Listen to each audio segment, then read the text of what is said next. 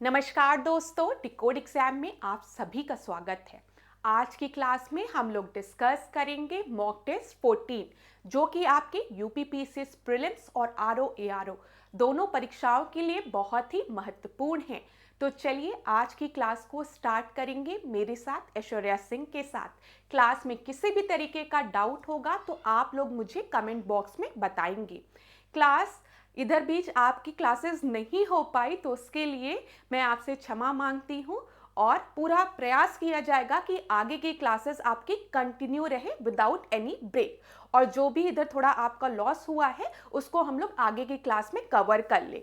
तो अब बिल्कुल अपने माइंड को रिलैक्स करके आज के सेशन के लिए स्टार्ट रहिए। ये मत सोचिए कि मैम ने इतने दिन क्लासेस नहीं ली, ठीक है। उसके लिए आप लोग बिल्कुल भी परेशान नहीं होंगे। आज से फिर हम लोग क्लासेस को कंटिन्यू करेंगे।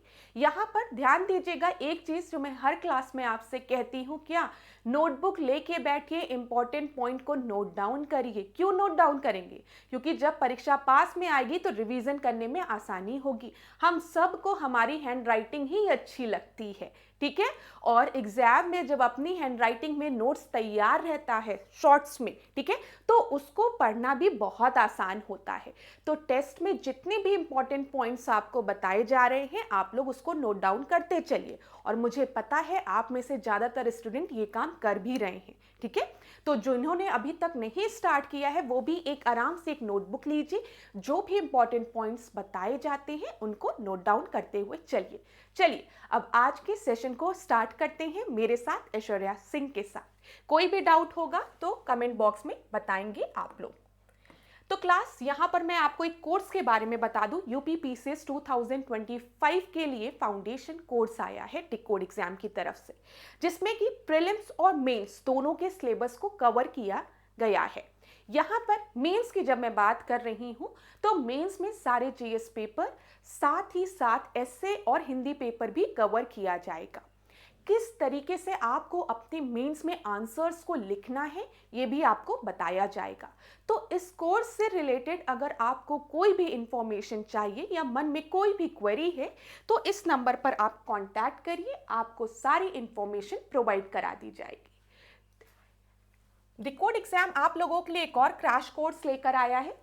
यहाँ पर ध्यान दीजिएगा, इस क्रैश कोर्स के लिए जो हम लोग लेके आए हैं आप लोगों के लिए, ये मुख्यतः 2024 मेंस के लिए है, जिसमें कि जो आपका जीएस का सिलेबस है, ठीक है, जीएस के पेपर्स को वेरियस टॉपिक्स में डिवाइड कर दिया गया है और इन टॉपिक्स को शेड्यूल में रख दिया गया है। मतलब इस तारीख को ये वाला टॉपिक आपको मिलेगा, इस तारीख को ये वाला टॉपिक आपको मिलेगा। जैसे एग्रीकल्चर से रिलेटेड कोई टॉपिक आपको बोल दिया गया कि वेडनेसडे को उससे रिलेटेड क्वेश्चंस आपको मिलेंगे। तो अगर आपको पता चल गया कि सिंचाई प्रणाली से रिलेटेड आज प्रश्न हमको मिलने वाले हैं तो आप पहले से उस टॉपिक को पढ़ सकते हैं। अब हर टॉपिक से रिलेटेड 5 प्रश्न आपको दिए जाएंगे जिसके कि उत्तर आपको खुद लिखना है और हमें सेंड करना है। हमारे यहाँ के फैकल्टी उसको चेक करके आपको फीडबैक देंगे। और 5 प्रश्न उसी टॉपिक से ऐसे होंगे जिसके के मॉडल आंसर्स हम आपको प्रोवाइड करेंगे। तो हर टॉपिक से रिलेटेड 10 प्रश्न आपके तैयार हो जाएंगे। तो स्टूडेंट्स को जो दिक्कत होती थी कि मैम कोर्स तो पूरा पढ़ लिया लेकिन आंसर राइटिंग प्रैक्टिस नहीं किया, तो ये यहाँ पर क्या होगा, आप प्रश्नों के माध्यम से अपने सिलेबस को कवर कर लेंगे।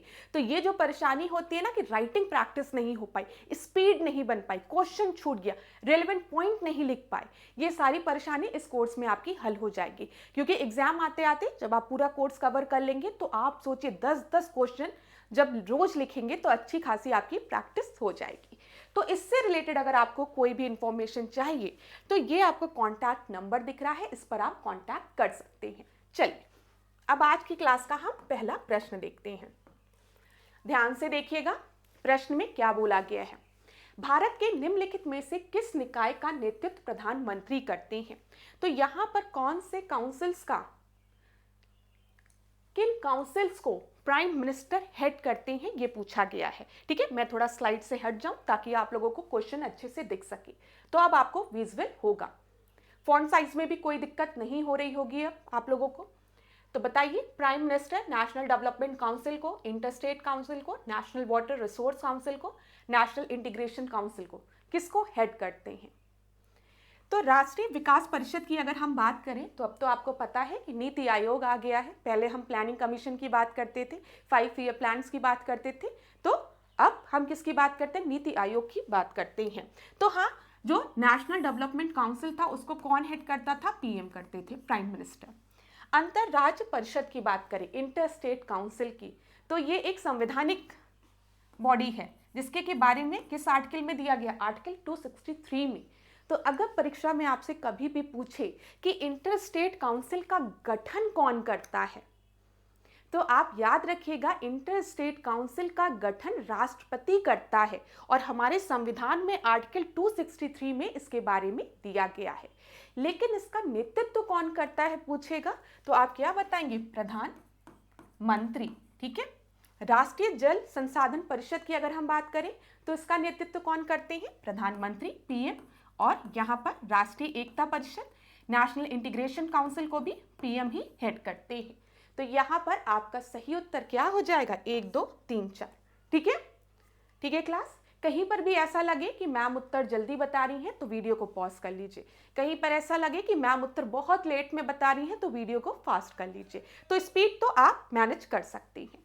अच्छा, अब इसी क्वेश्चन में हम थोड़ा सा बदलाव करते हैं और 5वां पॉइंट आपको दे देते हैं कि जोनल काउंसिल। यहाँ पर जोनल काउंसिल की मैं आपसे अगर बात कर लूं, बताइए क्षेत्रीय परिषद की हम बात कर रहे हैं तो उसको कौन हेड करता है? यहां पर आंसर क्या होगा? 1, 2, 3, 4 या फिर ई ऑप्शन में यहां पर बढ़ा दूं 1, 2, 3, 4 और 5। बताइए, यहां पर मैंने एक और काउंसिल को ऐड कर दिया है, क्षेत्रीय परिषद की बात की है, जोनल काउंसिल की। अब आपका उत्तर क्या होगा? डी होगा कि ई होगा? 1, 2, 3, 4, 5 होगा कि 1, 2, 3, 4 होगा? अब थोड़ी देर सोचो, उत्तर मैं अभी बता सकती हूँ लेकिन थोड़ी देर सोचो, दिमाग पर अपने जोर डालो, क्योंकि परीक्षा में कई बार ये प्रश्न पूछा गया है और ज्यादातर स्टूडेंट इस प्रश्न को गलत करके आते हैं। उसमें पूछा जाता है कि जोनल काउंसिल को कौन हेड करता है? President, prime minister, home minister. 3 option मैंने दिए हैं आपको, तो बताइए कौन हेड करता है और इस प्रश्न का सही उत्तर क्या होगा? अभी थोड़ी देर बाद हम डिस्कस करेंगे, सोचना थोड़ी देर आप लोग। अब हम लोग क्या करेंगे क्लास? कुछ इंपॉर्टेंट पॉइंट्स को डिस्कस करेंगे इंटरस्टेट काउंसिल से रिलेटेड, अंतरराज्यीय परिषद। ठीक है, ये क्या है? याद रखिएगा, इंटरस्टेट काउंसिल वाला ये जो टॉपिक है ये आपके प्रीलिम्स के लिए एज वेल एज मेंस के लिए बहुत ही महत्वपूर्ण है। तो जब भी इंटरस्टेट काउंसिल की बात करेंगे तो सबसे पहले अपने दिमाग में एक पॉइंट याद रखिएगा, इसके बारे में आर्टिकल 263 में मेंशन किया गया है। ठीक है, इसका गठन कौन करता है? इसका गठन राष्ट्रपति करते हैं। ठीक है, ये पॉइंट याद रखेंगे। फिर इसका नेतृत्व कौन करता है? तो यहाँ पर इसका नेतृत्व प्रधानमंत्री करते हैं, याद रहेगा। फिर किस कमीशन ने इसके बारे में सिफारिश की थी? ठीक है, अगर पूछेगा इंटरस्टेट काउंसिल के गठन के लिए, ठीक है, किस कमीशन ने सिफारिश की थी, तो आप क्या बताएंगे? सरकारिया कमीशन ने 1988 में। और इसी कमीशन के रिकमेंडेशन पे 1990 में इंटरस्टेट काउंसिल का गठन किया गया था।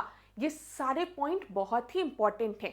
मैं यहाँ पर भी आपको एक बार रिवाइज करा देती हूँ। अगर आपको स्क्रीनशॉट लेना है तो मैं स्लाइड से हट भी जाती हूँ ताकि आप लोग स्क्रीनशॉट ले लीजिए। सबसे पहले आपको क्या याद रखना है कि अनुच्छेद 263 के तहत इसका गठन किया जाता है, जो कि कौन करता है? जो भारत के राष्ट्रपति को राज्यों के बीच बेहतर समन्वय के लिए आईएससी स्थापित करने का अधिकार देती है। तो किसके पास अधिकार है? राष्ट्रपति के पास है। किस आर्टिकल में? 263 में कहा गया है। ठीक है, फिर किसके सिफारिश पर? तो ये सरकारिया आयोग। ठीक है, याद रखिएगा, परीक्षा में पूछा जाता है ना, सेंटर स्टेट रिलेशनशिप से रिलेटेड। ठीक है, कौन सा आयोग है? तो सरकारिया आयोग। वहां पर आप टिक लगा के आते होंगे, तो याद रखिएगा सरकारिया आयोग ने ही इसको एक स्थायी निकाय बनाने की सिफारिश की थी, जिसके परिणाम स्वरूप 1990 में राष्ट्रपति के आदेश के माध्यम से इसको औपचारिक स्थापना हुई। तो याद रखिएगा 1990 में। इतने चीजें आपको याद रहेगी। अब देखिए यहाँ पर परिषद की संरचना की अगर हम बात करें तो प्रधानमंत्री इसके अध्यक्ष होते हैं, याद रहेगा। और इसके सदस्य में कौन कौन होते हैं? सभी राज्यों के मुख्यमंत्री विधानसभा वाले केंद्र शासित प्रदेशों के मुख्यमंत्री और विधानसभा रहित केंद्र शासित प्रदेशों के प्रशासक शामिल होते हैं और प्रधानमंत्री द्वारा नामित कैबिनेट स्तर के 6 केंद्रीय मंत्री भी इसमें शामिल होते हैं। तो ये सारे इंपॉर्टेंट पॉइंट्स आपको याद रखना है। इंटर स्टेट काउंसिल है, अंतरराज्यीय परिषद की बात कर रहे हैं, तो ये किनके बीच के संबंधों को अच्छा करेगा, समन्वय किनके बीच के संबंधों में लाएगा, स्टेट्स के, ठीक है, सेंटर स्टेट और स्टेट के। तो यही इसका मुख्य कार्य होता है। चलो सारे पॉइंट्स को यहाँ पर नोट डाउन कर लीजिए, अगर नोट डाउन करना है, नहीं तो फिर हम लोग नेक्स्ट स्लाइड पे डिस्कस करते हैं और इंपॉर्टेंट पॉइंट्स को। स्क्रीनशॉट ले लीजिए क्लास। यहाँ पर याद रखिएगा, केंद्र राज्य और अंतरराज्य संबंधों को प्रभावित करने वाले मुद्दों की भी जांच करता है ये, ठीक है, और केंद्र राज्य, ठीक है, और अंतरराज्य संबंधों के बीच में समन्वय भी लाता है। ये याद रखिएगा। हम कोऑपरेटिव फेडरलिज्म की बात करते हैं ना, तो यहां पर आप इंटरस्टेट काउंसिल की बात वहां पर लिख सकते हैं। अब आगे कुछ और इंपॉर्टेंट पॉइंट्स को डिस्कस कर लें जल्दी से। यहां पर देखिए, अन्य प्रमुख अंतरराज्यीय और केंद्र राज्य निकायों की बात करें तो क्या दिया गया, क्षेत्रीय परिषद। अभी मैंने आपको किसके बारे में बताया है, जोनल काउंसिल के बारे में बताया था।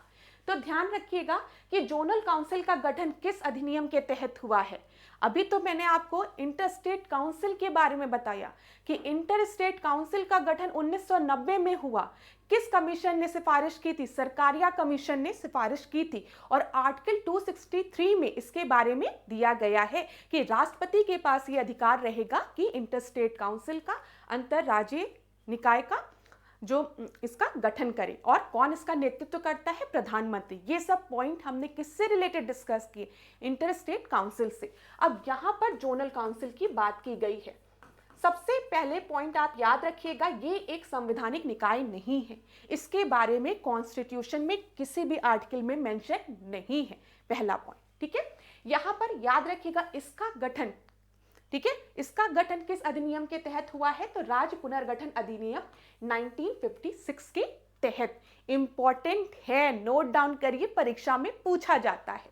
फिर 5 क्षेत्रीय परिषद, जिसमें उत्तरी, मध्य, पूर्वी, पश्चिमी और दक्षिणी, ठीक है, इनका उद्देश्य अंतरराज्यीय सहयोग और समन्वय को बढ़ावा देना है।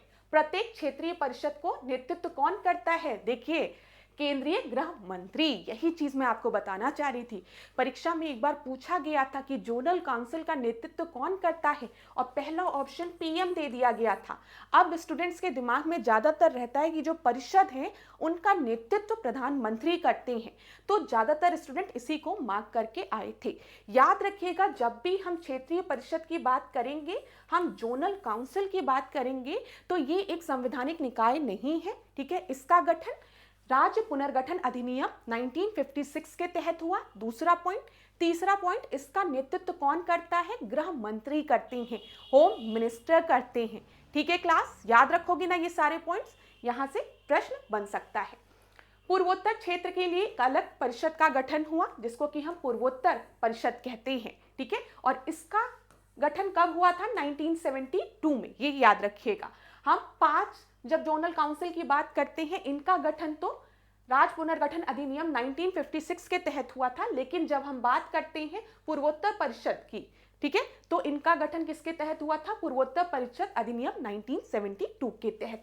ये भी इंपॉर्टेंट पॉइंट है। Clear class. अब देखो, इस प्रश्न का उत्तर क्या हो जाएगा, इस प्रश्न का उत्तर अभी भी क्या रहेगा, डी ही रहेगा, 1 2 3 4, ठीक है, क्योंकि जब हम जोनल काउंसिल की बात करेंगे तो होम मिनिस्टर, गृह मंत्री इसका नेतृत्व करते हैं, तो ये ऑप्शन आपका गलत हो जाएगा। अब आगे एक और आर्टिकल है जहां से परीक्षा में प्रश्न बनता है। 263 हमने बात कर लिया, ठीक है, इंटरस्टेट काउंसिल की, जोनल काउंसिल की बात कर लिया। अब आर्टिकल 262 की बात करते हैं 2 मिनट में, ध्यान दीजिएगा। ये है नदी जल विवाद न्यायाधिकरण की बात यहां पर हम करते हैं। यहां पर अंतरराज्यीय नदी जल विवाद अधिनियम 1956 के तहत क्या है, नदी जल के बंटवारे पर राज्यों के बीच विवादों का निपटारा करने के लिए गठित किया गया था। अब आपको दिख रहा है अंतरराज्यीय नदी जल विवाद, क्या दिख रहा है? नदी जल विवाद। तो समझ में खुद ही आ रहा होगा कि दो स्टेट के बीच में अगर नदी से रिलेटेड कोई भी डिस्प्यूट है तो उसको सॉल्व करने के लिए इसका गठन किया गया था। और यहाँ पर एक इंपॉर्टेंट पॉइंट और क्या याद रखना है, इसके बारे में अनुच्छेद 262 में प्रावधान है। किस आर्टिकल में? आर्टिकल 262 में, ठीक है। इंटरस्टेट वाटर डिस्प्यूट से रिलेटेड ये है ट्रिब्यूनल, यहाँ पर ध्यान रखिएगा, ठीक है। अब इसमें क्या बोला गया? संसद कानून द्वारा किसी अंतरराज्यीय नदी या नदी घाटी के जल उपयोग, वितरण या नियंत्रण के संबंध में किसी विवाद या शिकायत के लिए न्याय निर्णय के लिए उपबंध कर सकेंगे, ठीक है। ये याद रखिएगा क्लास, इंपॉर्टेंट है। यहाँ पर वाटर से रिलेटेड कोई भी डिस्प्यूट होगा, ठीक है, तो पावर किसको दी गई है? आर्टिकल 262 में संसद को दी गई है। तो कभी भी अगर परीक्षा में पूछे आपसे प्रश्न कैसे बनेगा, ध्यान दीजिएगा कि जब भी वाटर से रिलेटेड कोई भी डिस्प्यूट है तो आर्टिकल 262 में उस डिस्प्यूट को सॉल्व करने की, मतलब उसका निवारण करने का अधिकार किसके पास है? सुप्रीम कोर्ट के पास है। अब दिमाग में आएगा कि हाँ यार, कोई भी प्रॉब्लम होती है तो हम सुप्रीम कोर्ट के पास जाते, कोर्ट के पास जाते हैं ना, यही दिमाग में आएगा और खट से टिक लगा दोगे, लेकिन ये बिल्कुल गलत है। याद रखना, आर्टिकल 262 में जब भी अंतरराज्यीय नदी जल विवाद की हम बात करेंगे तो यहां पर नदी जल विवाद न्यायाधिकरण, ठीक है, में संसद कानून द्वारा किसी, यहां पर क्या दिया गया? संसद कानून द्वारा, ठीक है, ये याद रखिएगा। संसद कानून द्वारा किसी अंतरराज्यीय नदी या नदी घाटी के जल उपयोग, वितरण या नियंत्रण, ठीक है, के संबंध में किसी विवाद या शिकायत के न्याय निर्णय के लिए उपबंध कर सकेगी। कौन कर सकेगी? संसद कर सकेगी। परीक्षा में कंफ्यूज करने का प्रयास किया जाएगा, लिख दिया जाएगा अगर वाटर से रिलेटेड कोई भी डिस्प्यूट है तो सुप्रीम कोर्ट उसमें डिसीजन देगी, तो तुरंत याद रखना नहीं, आर्टिकल 266 में किसको पावर दी गई है? संसद को पावर दी गई है। बस यही चीज मुझे आपको बतानी थी, आपको पॉइंट समझ में आ गया होगा। अब जीएसटी की अगर हम बात करें, ठीक है, जीएसटी की, तो यहां पर याद रखिएगा संविधान के अनुच्छेद 279A के तहत जीएसटी काउंसिल की बात की जाती है, ठीक है। ये भी एक संवैधानिक निकाय है, परीक्षा के लिए महत्वपूर्ण है। फिर इसमें केंद्रीय वित्त मंत्री, केंद्रीय राजस्व मंत्री, राज्य वित्त मंत्री शामिल होते हैं तथा निर्णय सर्वसम्मति के आधार पर लिया जाता है। इतनी चीज क्लियर है। मैंने आपको बोला कि जब भी हम संघवाद की बात करते हैं, हम फेडरलिज्म की बात करते हैं, तो आपके दिमाग में एक पॉइंट रहना चाहिए कि जब भी फेडरलिज्म की बात आएगी, संघवाद की बात आएगी, मतलब we are talking about the distribution of power between the centre and the state, ठीक है। यहां पर ध्यान दीजिएगा क्लास, एक फीचर आपके दिमाग में होना चाहिए, अब इस प्रश्न को डिस्कस करते हैं। जब भी संघवाद की बात आएगी तो हम क्या करते हैं? हम जो पावर है उसको डिस्ट्रीब्यूट करते हैं संघ और राज्यों के मध्य में, ठीक है। अब जब हम बात करते हैं आपसे, यहां पर देखिए लिखा है सहकारी, ध्यान दीजिएगा क्लास, जो इंपॉर्टेंट पॉइंट मैं आपको बता रही हूं एक बार समझने का प्रयास करिएगा। जब भी आपसे बोला जाएगा कि सहकारी संघवाद, ये देखिए सहकारी संघवाद की बात की जाएगी, ठीक है, मतलब कोऑपरेटिव फेडरलिज्म की बात की जाएगी, तो आप यहां पर लिख सकते हैं इंटरस्टेट काउंसिल के बारे में, ठीक है। यहां पर आप जीएसटी काउंसिल के बारे में लिख सकते हैं, आप नदी जल विवाद न्यायाधिकरण के बारे में लिख सकते हैं, तो जोनल काउंसिल के बारे में आप लिख सकते हैं सहकारी संघवाद को बढ़ावा दिया जाता है इसके तहत। इन सारे काउंसिल्स के बारे में आप लिख सकते हैं कोऑपरेटिव फेडरलिज्म को प्रमोट करने के लिए। कहीं ना कहीं हम रिलेशनशिप को क्या कर रहे हैं? हम इंप्रूव कर रहे हैं between the centre and the state as well as between the states. तो ये क्या शो कर रहा है? Cooperative federalism. वैसे ये मेंस का टॉपिक है, तो वहां पर जब आप लोग मेंस की क्लासेस करेंगे तो वहां पर आपको अच्छे से समझाया जाएगा। अब ध्यान दीजिए, निम्नलिखित में से कौन सी, ध्यान दीजिए क्लास, निम्नलिखित में से कौन सी एक क्षेत्रीय परिषद की विशेषता नहीं है? किसकी बात की गई है? जोनल काउंसिल की विशेषता नहीं है, या एक परामर्शी संस्था है, एकदम सही है, ठीक है, एडवाइस करती है। चंडीगढ़ हालांकि एक राज्य नहीं है, लेकिन ये क्षेत्रीय परिषद में शामिल है, ये भी बिल्कुल सही है। राज्य पुनर्गठन अधिनियम 1956 के तहत मैंने आपको बताया है ना, 5 क्षेत्रीय परिषद का गठन हुआ था, ठीक है। 5 जोनल काउंसिल का गठन हुआ था स्टेट रीऑर्गेनाइजेशन एक्ट 1956 के तहत। ये भी बिल्कुल सही है। यह एक संवैधानिक संस्था है? नहीं, ठीक है, ये गलत है आपका। अभी हमने डिस्कस किया था इसका जो गठन है वो किसके थ्रू हुआ है? स्टेट रीऑर्गेनाइजेशन एक्ट 1956 के तहत। ये आपका गलत है। इसमें बोला गया ना कौन विशेषता नहीं है। इतनी चीजें क्लियर ना क्लास? कोई भी दिक्कत होगी तो कमेंट बॉक्स में बताइएगा। आगे बढ़ते हैं अगले प्रश्न पे। यहाँ पर सारे इंपॉर्टेंट पॉइंट्स मैंने आपको बता दिए हैं, फिर इसको मैं रिपीट नहीं कर रही हूँ, वही सब दिया गया है इसमें। राज्य और केंद्र सरकार के बीच में साझा हितों के मुद्दों पर चर्चा करना, जांच करना, एक तरीके से सेंटर और स्टेट के बीच का रिलेशनशिप को इम्प्रूव करना। जब हम इंटर स्टेट काउंसिल की बात करते हैं, स्टेट और स्टेट के बीच के रिलेशनशिप को इम्प्रूव करना, समन्वय में सुधार के लिए नीति और कार्यों की सिफारिश करना, राज्यों के बीच संघर्षों की पहचान और जांच करना, विवादों के समाधान की अनुशंसा करता और राज्य और केंद्र सरकार के बीच संबंधों पर नजर रखता है। कौन? इंटरस्टेट काउंसिल, जिसका की स्थापना कब हुई थी? 1990 में। किसके सिफारिश पर? सरकारिया कमीशन के सिफारिश पर। ठीक है, अब याद रहेगा ना सब? बता दिया है मैंने आप लोगों को ऑलरेडी। और किस आर्टिकल में बोला गया है? 263 में। नेतृत्व कौन करता है? प्रधानमंत्री करता है। लेकिन आर्टिकल 263 में बोला गया है इसका गठन कौन करेगा? राष्ट्रपति करेगा। चलो अगला प्रश्न। Which among the following plans adopted the policy for universalisation of elementary education in India? निम्नलिखित में से किस योजना ने भारत में प्राथमिक शिक्षा के सार्वभौमिकरण की नीति अपनाई थी? तो बताइए सही उत्तर क्या होगा यहां पर? यहां पर आपका जो सही उत्तर है वो है सी। 9वीं योजना के तहत हमने यूनिवर्सलाइजेशन ऑफ एलिमेंट्री एजुकेशन की बात भारत में की थी। अगला प्रश्न। नाबार्ड का गठन, नाबार्ड का गठन किस प्लान में, मतलब किस पंचवर्षीय योजना में किया गया था? ये मैंने आपको बताया था नाबार्ड के बारे में। एक बार परीक्षा में प्रश्न भी पूछा गया था कि जब हम नाबार्ड की बात करते हैं, क्लास ध्यान दीजिएगा, जब हम नाबार्ड की बात करते हैं तो इसका एस्टैब्लिशमेंट कब हुआ है? ठीक है, इसकी स्थापना कब हुई है? 1982 में। ठीक है, याद रखिएगा। और क्या पूछा जाता है यहां पर कि नाबार्ड जो है वो क्रेडिट देता है खाली एग्रीकल्चर फील्ड में या फिर ग्रामीण में भी? तो यहां पर देखिए कृषि और ग्रामीण विकास बैंक है ये। ठीक है, तो कभी भी अगर परीक्षा में दे कि जो नाबार्ड है वो क्रेडिट खाली देता है एग्रीकल्चर उसमें ओनली, तो वो गलत हो जाएगा। परीक्षा में पूछा गया प्रश्न है। अब आप लोग एग्जाम में प्रेशर में बैठे रहते हो और देखते हो नाबार्ड, ठीक है, नाबार्ड तो एग्रीकल्चर फील्ड में लोन देता है, बिल्कुल सही है, तो दिमाग में आपके वही रहता है। यहां पर ध्यान दीजिएगा, कृषि और ग्रामीण विकास बैंक है, तो ग्रामीण क्षेत्र में भी ये सहायता देता है। और किस पंचवर्षीय योजना में इसको लाया गया था? 1 2 3 4 5 6 कितने शब्द हैं? 6 शब्द हैं नाबार्ड में, तो ये 6वीं पंचवर्षीय योजना में आया था। सी आपका सही उत्तर है। ये मैंने आपको याद करने का तरीका बताया, क्योंकि बहुत से पंचवर्षीय योजना याद करके जाते हो, अभी याद रहेगा, लेकिन जब एग्जाम में प्रेशर में बैठते हो तो भूल जाते हो। अब ऐसे याद रखोगे कि मैम ने नाबार्ड में 6 शब्द बताए थे, तो 6 शब्द नाबार्ड में है, तो इसका मतलब ये 6वीं पंचवर्षीय योजना में आया था। अगला, a 5-year plan was severely affected by immigration of huge number of people from Bangladesh war।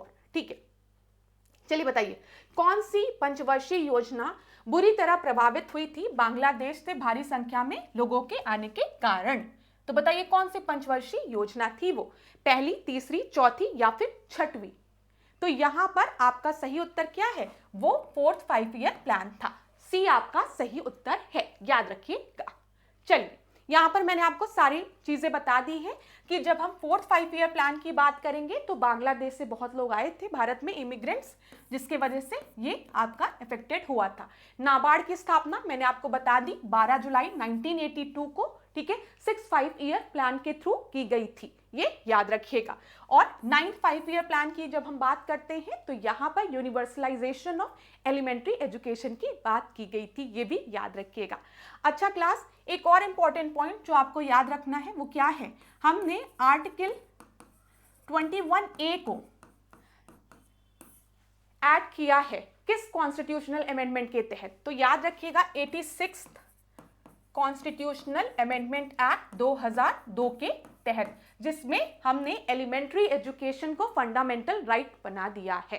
ठीक है, 21A क्या है? ये आपका मौलिक अधिकार है। अब एलिमेंट्री एजुकेशन बच्चों का मौलिक अधिकार है, ये याद रखिएगा, जिसको कि किस संविधान संशोधन द्वारा जोड़ा गया था? 86 कॉन्स्टिट्यूशनल अमेंडमेंट एक्ट 2002 के तहत। और मैंने आपको पहले भी बताया है, जब हम फंडामेंटल ड्यूटीज की बात करते हैं, मौलिक कर्तव्यों की बात करते हैं, तो 86 कॉन्स्टिट्यूशनल अमेंडमेंट एक्ट में एक मौलिक कर्तव्य को भी जोड़ा गया था। तो अब कितने मौलिक कर्तव्य हैं? 11 फंडामेंटल ड्यूटीज हैं ना, ये भी याद रखिएगा, जिसमें पेरेंट्स और गार्जियन का ये कर्तव्य है कि वो अपने बच्चों को एलिमेंट्री एजुकेशन प्रोवाइड करें। चलो अगला प्रश्न देखते हैं।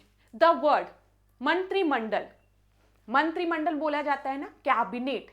जो ये वर्ड है मंत्रिमंडल, ध्यान दीजिएगा क्लास, एक मिनट, हाँ वॉइस में कोई दिक्कत नहीं है। मंत्रिमंडल ये जो वर्ड है कैबिनेट है, इसको हमारे संविधान में केवल एक ही बार यूज किया गया है। तो पूछा गया है किस आर्टिकल में, किस अनुच्छेद में? आर्टिकल 352 में, यहां पर एक बार देख लें, आर्टिकल 352 में, 356 में, 74 में या फिर 76 में? अब बताओ आर्टिकल 352 किससे रिलेटेड है? राष्ट्रीय आपातकाल से, नेशनल इमरजेंसी से। आर्टिकल 356 किससे रिलेटेड है? बताओ क्लास। आर्टिकल 356 जो है वो रिलेटेड है किससे? प्रेसिडेंट रूल से। और आर्टिकल 360 किससे रिलेटेड है? वित्तीय संकट से, फाइनेंशियल इमरजेंसी से। तो बताओ यहां पर कौन सा आपका सही है? कैबिनेट टर्म हमारे संविधान में खाली एक जगह यूज किया गया है, और वो किस अनुच्छेद में यूज किया गया है? आर्टिकल 352 में। ठीक है, याद रखिएगा। अब कैबिनेट मतलब क्या होता है बताओ। All minister in the government, जितने भी मिनिस्टर सरकार में हैं, मंत्री, वो सब कैबिनेट के हिस्से में आते हैं। Minister with cabinet rank, cabinet minister and their secretaries, minister of state. तो आप काउंसिल ऑफ मिनिस्टर्स की बात करते हैं ना, हम कैबिनेट मिनिस्टर्स की भी बात करते हैं। तो कैबिनेट मिनिस्टर कौन होते हैं? Minister with cabinet ranks. ये बी आपका सही उत्तर है। अब ध्यान दीजिएगा, एक इंपॉर्टेंट पॉइंट, लेकिन उसको बाद में हम डिस्कस करेंगे, पहले इस प्रश्न को डिस्कस करते हैं। देखिए हिंदी में भी होगा ये प्रश्न आप लोगों के लिए, तो ज्यादातर स्टूडेंट हिंदी मीडियम के हैं, तो हम हिंदी में इसको डिस्कस करते हैं। केंद्र सरकार के संदर्भ में निम्नलिखित कथनों पर विचार कीजिए आराम से। भारत सरकार के मंत्रालय, विभाग प्रधानमंत्री द्वारा कैबिनेट सचिव की सलाह पर बनाए जाते हैं।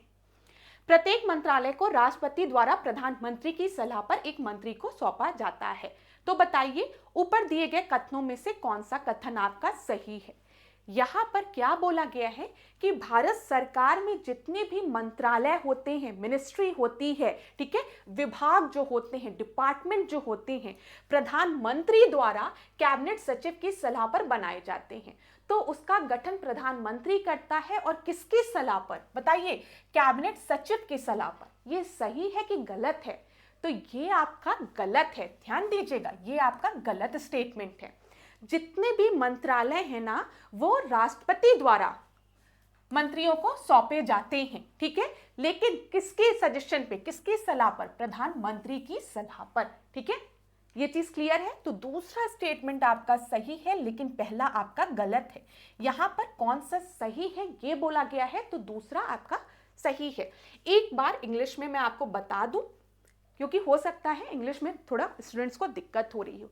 यहाँ पर बोला गया जो भी मिनिस्ट्री डिपार्टमेंट है गवर्नमेंट के, ठीक है, वो क्रिएट करते हैं प्रधानमंत्री। It is created by prime minister on the recommendation और एडवाइस ऑफ कैबिनेट सेक्रेटरी, जो कि आपका गलत है। ठीक है, यहाँ पर ध्यान दीजिएगा, किस मिनिस्टर को कौन सी मिनिस्ट्री मिलेगी, ठीक है, ये उसको प्रेसिडेंट अलॉट करता है, ठीक है, लेकिन किसके एडवाइस पे? प्राइम मिनिस्टर के एडवाइस पर। ठीक है, यहां पर ध्यान दीजिएगा। तो दूसरा स्टेटमेंट सही है, पहला आपका गलत है। क्लियर हो गया ना क्लास? तो बी आपका सही है। चलो अब यहां पर कुछ इंपॉर्टेंट पॉइंट्स को देख लो जल्दी से। मैंने आपसे अभी थोड़ी देर पहले पूछा कि कैबिनेट शब्द जो है वो हमारे संविधान में खाली एक जगह लिखा गया है, और वो कहां पर लिखा गया है? तो वो आर्टिकल 252 में। अब दिमाग में आ रहा होगा कि मैम आर्टिकल 352 में, ठीक है, ठीक है ना क्लास। गलती से मैंने 252 बोल दिया, मैं लिख दे रही हूँ यहाँ पर, नहीं तो आप लोग कहोगे कि मैम गलत बोलेंगे तुरंत। ठीक है, तो अच्छा है ना आप लोग एक्टिव हो, ऐसा नहीं है कि बस सुन रहे हो मैम को, मैम क्या बोलेंगे ध्यान ही नहीं दे रहे हो। तो यहाँ पर क्लास देखिए आर्टिकल 352 जो कि राष्ट्रीय आपातकाल से रिलेटेड है, नेशनल इमरजेंसी से, इसी में एक क्लॉज है आपका क्लॉज 3 जिसमें कैबिनेट शब्द यूज किया गया है। देखिए आर्टिकल 352 का क्लॉज 3 में किया गया है, ठीक है, ये याद रखिएगा। और अगर परीक्षा में पूछे कि इसको किस संविधान संशोधन द्वारा जोड़ा गया है तो आप क्या बोलेंगे, 44th कॉन्स्टिट्यूशनल अमेंडमेंट के द्वारा इस शब्द को जोड़ा गया है। याद रखिएगा 1978 में 44th कॉन्स्टिट्यूशनल अमेंडमेंट द्वारा कैबिनेट टर्म को आर्टिकल 352 के क्लॉज 3 में जोड़ा गया था। ठीक है, ये चीज क्लियर है ना। अब देखो अगला प्रश्न, the president can dissolve Lok Sabha. आप सभी को पता है कि अगर लोकसभा को डिसॉल्व करना है तो किसके पास पावर होती है, प्रेसिडेंट के पास पावर होती है ना डिसॉल्व करने की। तो किसके मतलब किसके रिकमेंडेशन में प्रेसिडेंट उसको डिसॉल्व करेगा, राज्यसभा का कोई भी रोल होगा नहीं होगा, इतना क्लियर है ना। बताओ राज्यसभा का कोई रोल होगा लोकसभा को डिसॉल्व करने में, नहीं। ठीक है, recommendation of the union cabinet, Lok Sabha recommendation of chief justice of India. भाई चीफ जस्टिस ऑफ इंडिया क्यों बोलेगा कि लोकसभा को डिसॉल्व करो, नहीं। अब इन दोनों ऑप्शन में आपको कंफ्यूजन हो रही होगी, लेकिन अगर आपने पढ़ा होगा कि हमारे संविधान में आर्टिकल 74 में क्या दिया गया है, जो प्रेसिडेंट है, जो राष्ट्रपति है, he will always work on the aid and advice of, क्या है, aid and advice of council of minister. ठीक है, तो यहां पर आपको जो एप्रोप्रिएट ऑप्शन मिलेगा वो क्या है, सी आपका सही उत्तर है।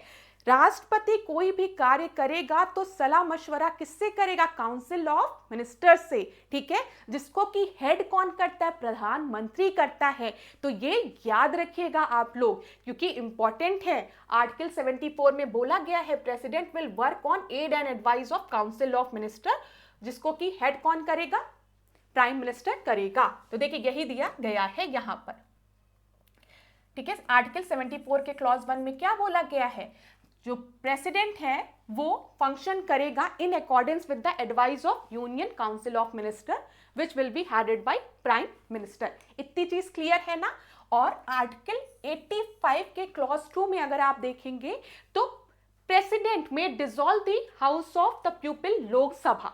ठीक है, किसके पास अधिकार है, किस आर्टिकल के थ्रू, तो आर्टिकल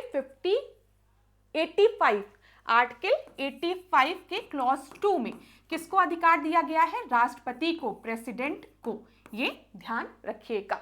तो परीक्षा में ऐसे भी प्रश्न बन सकते हैं, आपको हो सकता है कंफ्यूजन हो, क्योंकि उस समय क्लास देखिए आप प्रेशर में रहते हैं, आपके दिमाग पर लोड रहता है, तो छोटी छोटी बातें कंफ्यूज कर देती है। इसीलिए मैंने आपसे इस प्रश्न को डिस्कस किया कि आप में से ज़्यादातर स्टूडेंट इसको और इसको तो एलिमिनेट कर देंगे। अब आपके दिमाग में आएगा कि लोकसभा में नो कॉन्फिडेंस मोशन पास हो गया, या ये हो गया, क्या हो गया, ये सारे पॉइंट्स दिमाग में आने लगेंगे। बस याद रखिएगा अगर ऐसा कोई भी प्रश्न आता है तो यहाँ पर अगर काउंसिल ऑफ मिनिस्टर दिया गया है तो उसको टिक लगाइए, नहीं तो रिकमेंडेशन ऑफ यूनियन कैबिनेट। ठीक है, चलो अगला प्रश्न देखते हैं। अगला प्रश्न देखिए क्या दिया गया है, in which year was the office of parliamentary secretary created first time in independent India. तो बताइए यहाँ पर आपका सही उत्तर क्या है, 1951, 1952, 1957 या फिर 1962। बताइए क्लास। अब यहीं पर मैं आपसे कुछ और प्रश्न भी डिस्कस करूंगी, पहले हम लोग इसको देखते हैं। क्या बोला गया है, जो पार्लियामेंट्री सेक्रेटरी, ठीक है, भारत में पहली बार इंडिपेंडेंट इंडिया में कब आपका गठित किया गया था, तो ये 1952 में गठित किया गया था। ऐसा भी प्रश्न बन सकता है। अगला प्रश्न, Lok Sabha secretariat comes under the direct control of. बोला गया है जो लोकसभा का सेक्रेटरीट होता है, ठीक है, वो किसके अंडर में आता है। क्लास इसमें हिंदी इंग्लिश में तो कोई दिक्कत नहीं हो रही होगी ना। लोकसभा की बात की गई है, यहां पर ध्यान दीजिए, लोकसभा सेक्रेटरीट की बात यहां पर की गई है और बोला गया है उस पर डायरेक्ट कंट्रोल किसका होता है, यूनियन होम मिनिस्टर का नहीं, मिनिस्ट्री ऑफ पार्लियामेंट्री अफेयर्स का नहीं, प्राइम मिनिस्टर का नहीं, स्पीकर ऑफ लोकसभा का। इसमें भी आपको कंफ्यूजन हो सकती है कि लोकसभा सेक्रेटरीट की बात की गई है तो हो सकता है यहां पर प्राइम मिनिस्टर सही उत्तर हो, लेकिन याद रखिएगा जब भी लोकसभा सेक्रेटरीट की हम बात करेंगे तो इसको कौन हेड करता है, स्पीकर ऑफ लोकसभा। ये भी एक अच्छा प्रश्न है, ठीक है, ये ध्यान दीजिएगा, आपके परीक्षा में पूछा जा सकता है। Lok Sabha secretariat works under the direction and control of speaker of Lok Sabha, ठीक है। अगर हम सेक्रेटरीट की बात करते हैं, ये सुप्रीम अथॉरिटी होती है over it's employees, premise and asset of the parliament, यहां पर ध्यान दीजिएगा। चलो अगला प्रश्न देखते हैं। डायरेक्ट प्रश्न थे, कोई दिक्कत नहीं है ना। यहां पर ये जो प्रश्न मैंने आपसे पूछे, अगर आपने नोट डाउन नहीं किए हैं, नोट डाउन कर लीजिएगा कि पार्लियामेंट्री सेक्रेटरी जो था वो पहली बार कब क्रिएट हुआ था, तो 1952 में, याद रखिएगा। दूसरा प्रश्न मैंने आपसे पूछा कि लोकसभा सेक्रेटरीट जो है वो किसके डायरेक्ट अंडर कंट्रोल आता है, तो स्पीकर ऑफ लोकसभा के, याद रखिएगा, ठीक है। यहां पर अब अगला प्रश्न, मैं थोड़ा साइड हो जाती हूं ताकि आप लोगों को प्रश्न अच्छे से दिखे, अच्छे से पढ़िएगा क्लास। यहां पर पार्लियामेंट्री गवर्नमेंट की बात की गई है, ठीक है। क्या बात की गई है यहां पर, भारत सरकार प्रणाली की निम्नलिखित विशेषताओं में कौन सी संसदीय सरकार प्रणाली की आवश्यक विशेषताएं हैं, तो ध्यान दीजिए और बताइए उत्तर क्या होगा आपका। यहां पर पढ़ लीजिए प्रश्न को एक बार अच्छे से क्लास।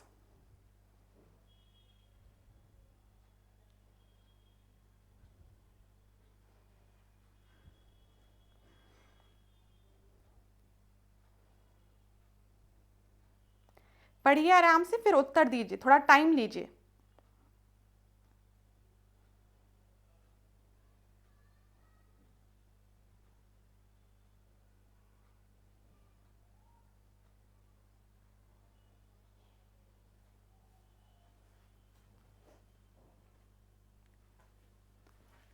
तो यहां पर हम देखते हैं, जब हम बात करें संसदीय सरकार प्रणाली की, ठीक है, तो presence of nominal and real executive, हम बात करते हैं ना डी ज्यूरी और डी फैक्टो की। नॉमिनल एग्जीक्यूटिव हम कहते हैं प्रेसिडेंट है, रियल एग्जीक्यूटिव प्राइम मिनिस्टर है ना। तो डी ज्यूरी और डी फैक्टो की बात की जाती है। Member of the minister in the legislature, ये भी सही है ना, जो आपके मिनिस्टर्स होते हैं वो आपके लेजिस्लेचर के पार्ट होते हैं, एकदम सही है। Separation of power between the union and the state government, मैंने आपको बताया था जब भी हम सेपरेशन ऑफ पावर की बात करेंगे, संघ और राज्य सरकार के बीच में शक्तियों के पृथक्करण की बात करेंगे, तो ये कैसा ढांचा है, ये संघीय ढांचा की हम बात करते हैं। हम फेडरल स्ट्रक्चर में बात करते हैं इसकी, कि division of power between the centre and the state. तो यहाँ पर पार्लियामेंट्री गवर्नमेंट से रिलेटेड इसका कोई भी काम नहीं है। इंडिपेंडेंट जुडिशरी सिस्टम भी यहाँ पर नहीं, अगर आप देखेंगे तो यूएसए में इंडिपेंडेंट जुडिशरी सिस्टम है, ठीक है, ये चीज क्लियर है। और वहां पर आपका प्रेसिडेंशियल फॉर्म ऑफ गवर्नमेंट है। तो यहां पर आपका सही उत्तर क्या हो जाएगा, केवल 1 और 2, तो उत्तर ए आपका सही है, ठीक है क्लास, याद रखिएगा इसको, ऐसा प्रश्न भी परीक्षा में बन सकता है आपका। अब यहां पर देख लीजिए, हम लोग पार्लियामेंट्री और प्रेसिडेंशियल फॉर्म ऑफ गवर्नमेंट की बात करते हैं। एग्जीक्यूटिव की बात कर रहे हैं, हमने आपको बताया यहां पर आपके डुअल एग्जीक्यूटिव होते हैं, नॉमिनल एग्जीक्यूटिव और रियल एग्जीक्यूटिव ना, प्राइम मिनिस्टर और प्रेसिडेंट दोनों होते हैं। यहां पर प्रेसिडेंशियल फॉर्म ऑफ गवर्नमेंट में खाली प्रेसिडेंट होते हैं। और सबसे इंपॉर्टेंट फीचर जो यहां पर होता है ना, वो ये है, जो एग्जीक्यूटिव्स होते हैं ना वो अकाउंटेबल होते हैं टुवर्ड्स द लेजिस्लेचर। ये एकदम मुख्य पॉइंट है पार्लियामेंट्री फॉर्म ऑफ गवर्नमेंट का, कि जो एग्जीक्यूटिव होते हैं, जो कार्यकारी होते हैं, ठीक है, पर उसके मेंबर, वो आपके विधायिका के लिए क्या होते हैं, अकाउंटेबल होते हैं। Executive is responsible towards the legislature, ये याद रखिएगा। तो यहाँ पर अकाउंटेबिलिटी होती है। और यहाँ पर प्रेसिडेंशियल फॉर्म ऑफ गवर्नमेंट में जो एग्जीक्यूटिव्स होते हैं वो लेजिस्लेचर के प्रति उत्तरदायी नहीं होते, अकाउंटेबल नहीं होते, आंसरेबल नहीं होते हैं। मिनिस्टर्स जो होते हैं वो आपके खाली मेंबर ऑफ पार्लियामेंट होते हैं, ठीक है, एमपीज होते हैं। आपको पता है ना, हो सकता है किसी को मिनिस्टर अपॉइंट कर दिया गया हो तो उसको 6 मंथ के अंदर जो है वो राज्यसभा या लोकसभा का मेंबर बनना पड़ेगा, ये चीज होती है ना। तो only from amongst the member of parliament. लेकिन प्रेसिडेंशियल फॉर्म ऑफ गवर्नमेंट की बात करते हैं तो मेंबर्स जो हैं वो आउटसाइड द लेजिस्लेचर भी आपके अपॉइंट किए जा सकते हैं, उनको भी minister. Dissolution of lower house, तो ये तो आपको पता है कि हमारे यहाँ लोकसभा जो है वो डिसॉल्व होती रहती है, अभी हमने देखा, ठीक है। यहाँ पर प्रेसिडेंट कैन नॉट डिसॉल्व, ये याद रखिएगा। टेन्योर जो होता है वो फिक्स नहीं होता है, प्रेसिडेंशियल फॉर्म ऑफ गवर्नमेंट में फिक्स होता है। बस एक इंपॉर्टेंट पॉइंट जो आपके दिमाग में होना चाहिए कि जब भी हम पार्लियामेंट्री संसदीय की बात करेंगे तो यहाँ पर जो आपके एग्जीक्यूटिव्स होते हैं वो रिस्पॉन्सिबल होते हैं टुवर्ड्स द लेजिस्लेचर, ये सबसे इंपॉर्टेंट पॉइंट है, ध्यान रखिएगा। चलो अगला प्रश्न देखते हैं, थोड़ा टाइम लीजिएगा, प्रश्न बड़ा है, मैं साइड में होती हूँ। इंग्लिश में भी दिया है, हिंदी में भी दिया है आपको, ताकि आप आराम से पढ़ लें। मैं इधर हो जाती हूँ, पढ़िए। First reading of the bill की बात की गई है यहाँ पर, ध्यान दीजिएगा क्लास। पहली रीडिंग, संसद में विधेयक का प्रथम वाचन किस चीज से संबंधित है, पूछा गया है आपसे। तो बताइए, the motion to introduce a bill in the house, संसद में विधेयक प्रस्तुत करने की अनुमति के लिए प्रस्ताव, या फिर जनरल डिस्कशन होता है, समान चर्चा होती है पहली रीडिंग में, आसान प्रश्न है, या फिर विधेयक पर समान चर्चा जिसमें विधेयक पर विस्तृत चर्चा की जाती है, और आखिरी में आपको दिया गया है वह स्थिति जब विधेयक को सदन की चयन समिति या दोनों सदनों की संयुक्त समिति को भेजा जाता है। तो फर्स्ट रीडिंग की बात की गई है। जब आप पहली बार किसी चीज को पढ़ेंगे तो मेनली इसके थ्रू हम क्या करते हैं, जो भी बिल है उसको इंट्रोड्यूस करते हैं, सदन में विधेयक को प्रस्तुत करने की अनुमति के लिए प्रस्ताव होता है, पहली रीडिंग की बात की गई है, ठीक है। तो यहाँ पर ध्यान दीजिएगा क्लास, मेनली जब हम फर्स्ट रीडिंग की बात करते हैं तो ये सबसे पहला स्टेप होता है जिसमें कि बिल को बस पढ़ा जाता है, मतलब इंट्रोड्यूस किया जाता है, ये याद रखिएगा, ठीक है। जो बिल है उसको अगर हम देखें तो 3 बार पार्लियामेंट में पढ़ा जाता है। सेकेंड रीडिंग में अगर हम देखेंगे तो जो ड्राफ्ट है बिल का उसको रीड किया जाता है, उसको पढ़ा जाता है थोड़ा। और थर्ड रीडिंग में अगर हम देखते हैं तो बिल को पढ़ने के साथ साथ जितना भी अमेंडमेंट की आवश्यकता होती, कुछ चेंजेस की रिक्वायरमेंट होती, कुछ चेंज करने की बात होती है तो वो किया जाता है और लेजिस्लेटिव बॉडी से अप्रूव किया जाता है, ठीक है। फिर जब बिल जाता है राष्ट्रपति के बाद तो राष्ट्रपति जब उसे अपना एसेंट दे देता है तो वो एक एक्ट में कन्वर्ट हो जाता है। इससे रिलेटेड और भी प्रश्नों को हम आगे की क्लास में डिस्कस करेंगे, क्योंकि ये भी एक ऐसा मतलब पोर्शन है ना पॉलिटी का जिसमें कि स्टूडेंट्स कंफ्यूज होते हैं, क्योंकि बहुत स्टूडेंट्स की क्वेरी यहाँ पर आती है, तो हम और प्रश्नों को डिस्कस कर लेंगे। अब इस प्रश्न को करो, अगर इस प्रश्न को आप में से किसी ने गलत किया ना तो मैं मान लूंगी कि आप लोग ढंग से मॉक टेस्ट को नहीं लगा रहे हैं। क्या बोला गया है कि यूपीएससी मेंबर्स को अगर रिमूव करना हो on the ground of misbehaviour, ठीक है, तो हट जाऊं स्लाइड से, नहीं तो कहोगे कि मैम दिख नहीं रहा है। हाँ दिख रहा है, मैं स्क्रीन पे चेक कर रही हूँ कि स्लाइड आप लोगों को दिख रही है कि नहीं दिख रही है। तो यहां पर देखिए, यूपीएससी के किसी सदस्य को दुर्व्यवहार के आधार पर अगर हटाया जा सकता है तो कैसे, संसद के दोनों सदनों द्वारा, वेरी गुड, इधर आ गया ना। चलो ध्यान देना क्लास, मेरे तो अच्छा खासा वॉक हो जाता है यहां से वहां, वहां से यहां। तो यहां ध्यान दीजिएगा, यूपीएससी सदस्य को रिमूव करने की बात की जा रही है संसद के दोनों सदनों द्वारा, महाभियोग के माध्यम से नहीं।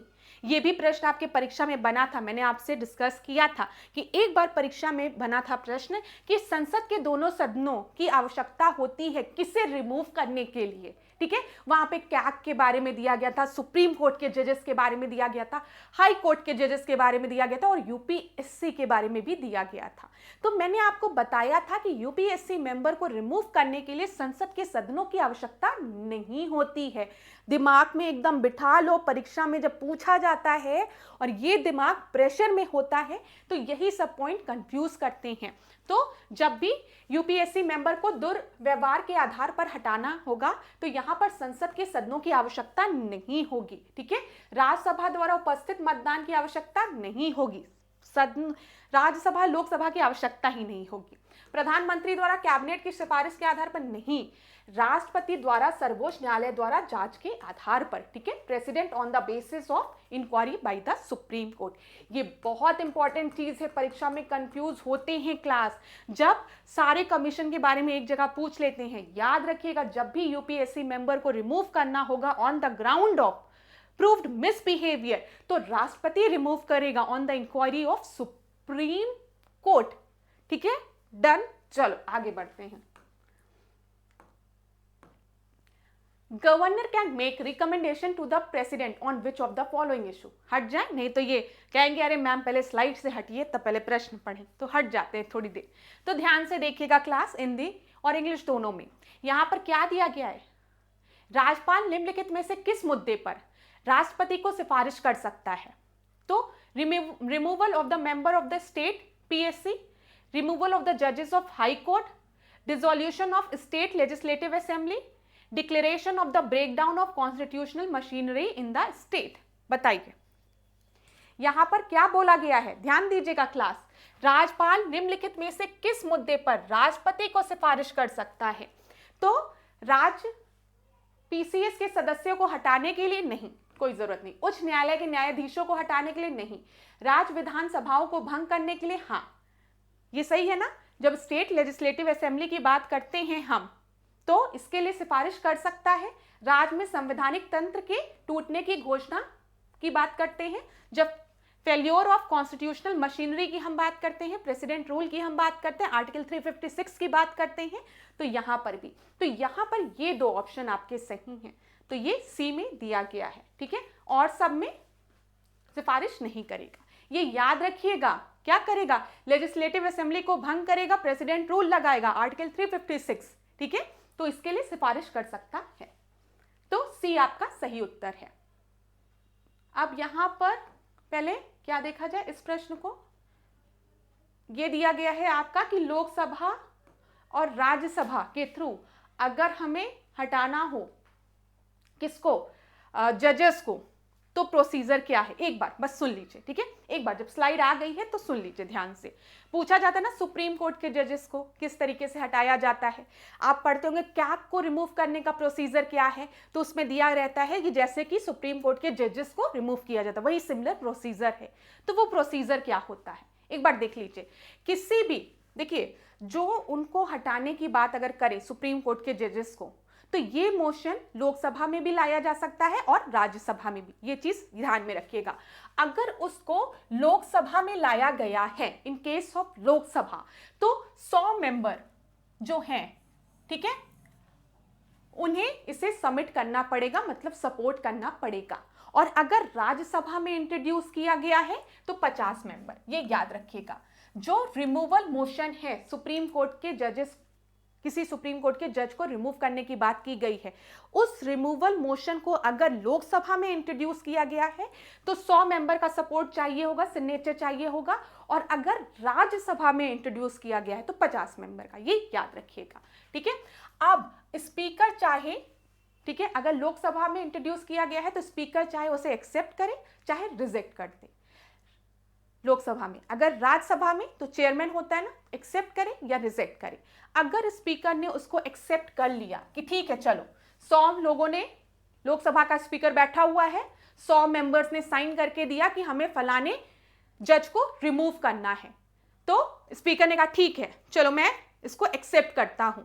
अब मैं क्या करूंगा, 3 मेंबर कमिटी का गठन करूंगा जो कि इंक्वायरी करेगी जो चार्ज उस जजेस पे लगाए गए हैं, तो इंक्वायरी कमिटी बिठाऊंगा, ठीक है, ये याद रखिएगा। और अगर इंक्वायरी कमिटी जो अपनी फाइनल रिपोर्ट देती है उसमें ये लिख देती है कि हाँ जो जज है वो गिल्टी है, वो दोषी है, ठीक है, तो अब उस मोशन को दोनों हाउसेस में पास कराने की आवश्यकता होगी बाय स्पेशल मेजॉरिटी। और अगर दोनों हाउसेस में वो स्पेशल मेजॉरिटी से पास हो जाएगा तो क्या होगा, प्रेसिडेंट रिमूव कर देगा जो जज होगा उसको। बस यहाँ पर एक चीज याद रखिएगा कि जब भी सुप्रीम कोर्ट के जजेस को रिमूव करने की बात होगी तो वो मोशन लोकसभा में भी लाया जा सकता है और राज्यसभा में भी।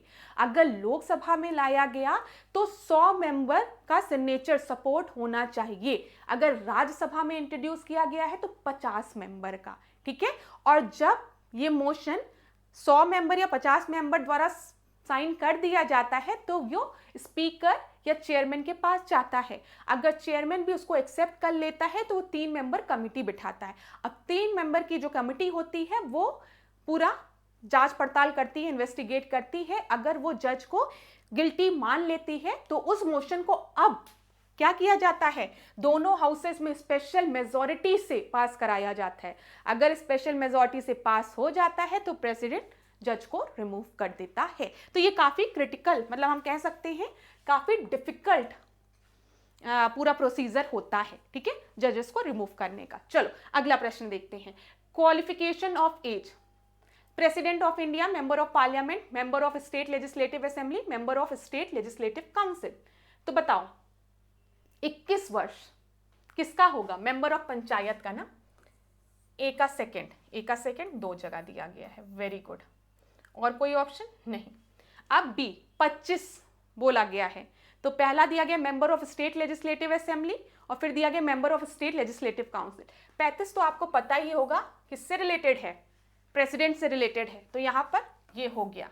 अब 25 की बात हम करेंगे तो member of state legislative assembly, ठीक है, और 30 की बात करेंगे तो member of state legislative council. और मैंने आपको बताया है जब हम बात करेंगे विधानसभा की और विधान परिषद की, तो विधान परिषद लेजिस्लेटिव काउंसिल हो गया, इसका गठन आर्टिकल 169 के तहत होता है। और कहां कहां पर है? तेलंगाना में है, आंध्र प्रदेश में है। ठीक है, फिर उसके बाद हम देखते हैं कर्नाटक में है ना, फिर उत्तर प्रदेश में है, महाराष्ट्र में है और बिहार में है। ठीक है ना क्लास?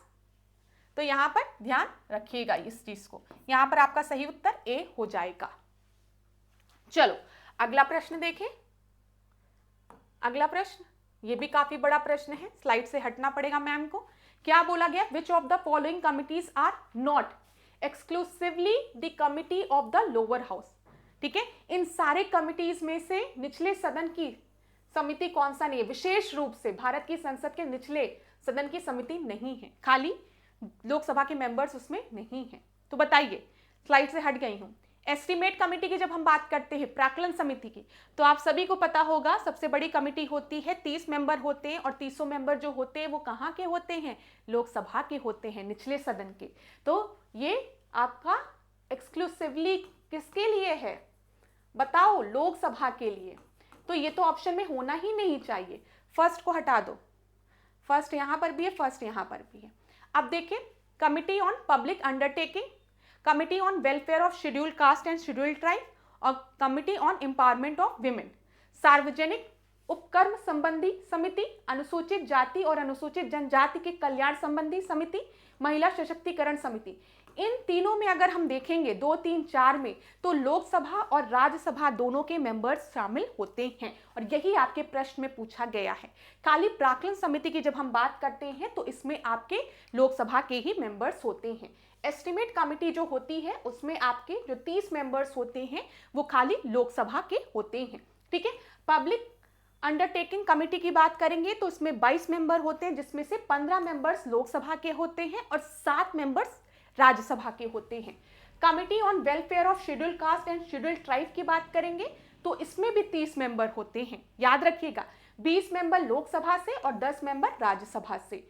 इसी तरीके से अगली कमेटी में भी, एम्पावरमेंट ऑफ विमेन में भी 20 मेंबर लोकसभा से, 10 मेंबर राज्यसभा से।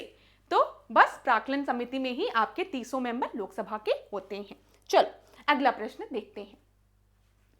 निम्नलिखित कथनों पर विचार कीजिए और दिए गए कूट का उपयोग करके उत्तर दीजिए। संविधान में राज्य का संघ शब्द का प्रयोग किया गया है क्योंकि भारतीय राज्यों को अलग होने का कोई अधिकार नहीं है। ठीक है, एसके धर आयोग ने राज्यों के पुनर्गठन के लिए भाषा के बजाय प्रशासनिक सुविधा को प्राथमिकता दी थी। ठीक है, कांग्रेस समिति जिसमें जवाहरलाल नेहरू, सरदार पटेल और पट्टाभी सीतारमैया शामिल थे, राज्यों के भाषा के आधार पर पुनर्गठन के पक्ष में नहीं थे। ठीक है, अब बताओ यहां पर आपका सही उत्तर क्या है?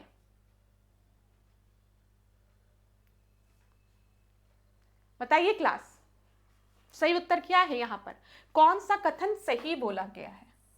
अब मैंने आपको बताया था कि सबसे पहली कमेटी जो गठित हुई थी वो एसके धर कमेटी थी, बताया था ना एसके धर कमेटी के बारे में, जहां पर क्या बोला गया था, जो स्टेट का रीऑर्गेनाइजेशन है वो लिंग्विस्टिक बेसिस पे नहीं होना चाहिए, वो भाषाई आधार पर, भाषा के आधार पर नहीं होना चाहिए, बल्कि एडमिनिस्ट्रेटिव बेसिस पे होना चाहिए, प्रशासनिक बेसिस पर होना चाहिए। तो ये आपका बिल्कुल सही है। कांग्रेस समिति जिसको कि हम जीवीपी कमेटी कहते हैं, मैंने आपको बताया था जीवीपी कमेटी जवाहरलाल नेहरू, वल्लभ भाई पटेल और पट्टाभी सीतारमैया इसके मेंबर्स थे। इन्होंने क्या कहा था? राज्यों के भाषा के आधार पर पुनर्गठन के पक्ष में नहीं थे, भाषा के आधार पर पुनर्गठन के पक्ष में नहीं थे, बिल्कुल सही है। इन्होंने भी क्या कहा था कि एडमिनिस्ट्रेटिव बेसिस पे होना चाहिए, भाषाई आधार पर नहीं होना चाहिए। ठीक है, ये भी सही है। संविधान में राज्यों का संघ बोला गया है, यूनियन ऑफ स्टेट की बात की गई है, राज्यों के संघ की बात नहीं की है, हमने यूनियन ऑफ स्टेट्स की बात की है ना। तो यहां पर कोई भी स्टेट अगर आज कहे, यूपी अगर कहे कि हम भारत का हिस्सा नहीं बनना चाहते हैं, हम अलग बन के रहना चाहते हैं, तो वो ऐसा नहीं कर सकता है। एमपी कहे कि हमको नहीं, हमको भारत का हिस्सा नहीं, हमको अलग स्वतंत्रता दीजिए, हम अलग स्टेट बनेंगे, नहीं, वो ऐसा नहीं कर सकता है। तो राज्यों का संघ शब्द का प्रयोग किया गया क्योंकि भारतीय राज्यों को अलग होने का कोई अधिकार नहीं है। दूसरा तो बिल्कुल सही है कि भारतीय राज्यों को अलग होने का कोई अधिकार नहीं है, लेकिन हम फेडरलिज्म की बात नहीं कर रहे, हम संघ की बात नहीं कर रहे, हम यूनियन ऑफ स्टेट्स की बात कर रहे हैं। तो पहला आपका गलत है। सही कौन सा होगा यहां पर? तो यहां पर संघ की बात, एक मिनट क्लास, यहां पर देखिए डी आपका सही होगा। नो राइट, ये बिल्कुल सही है।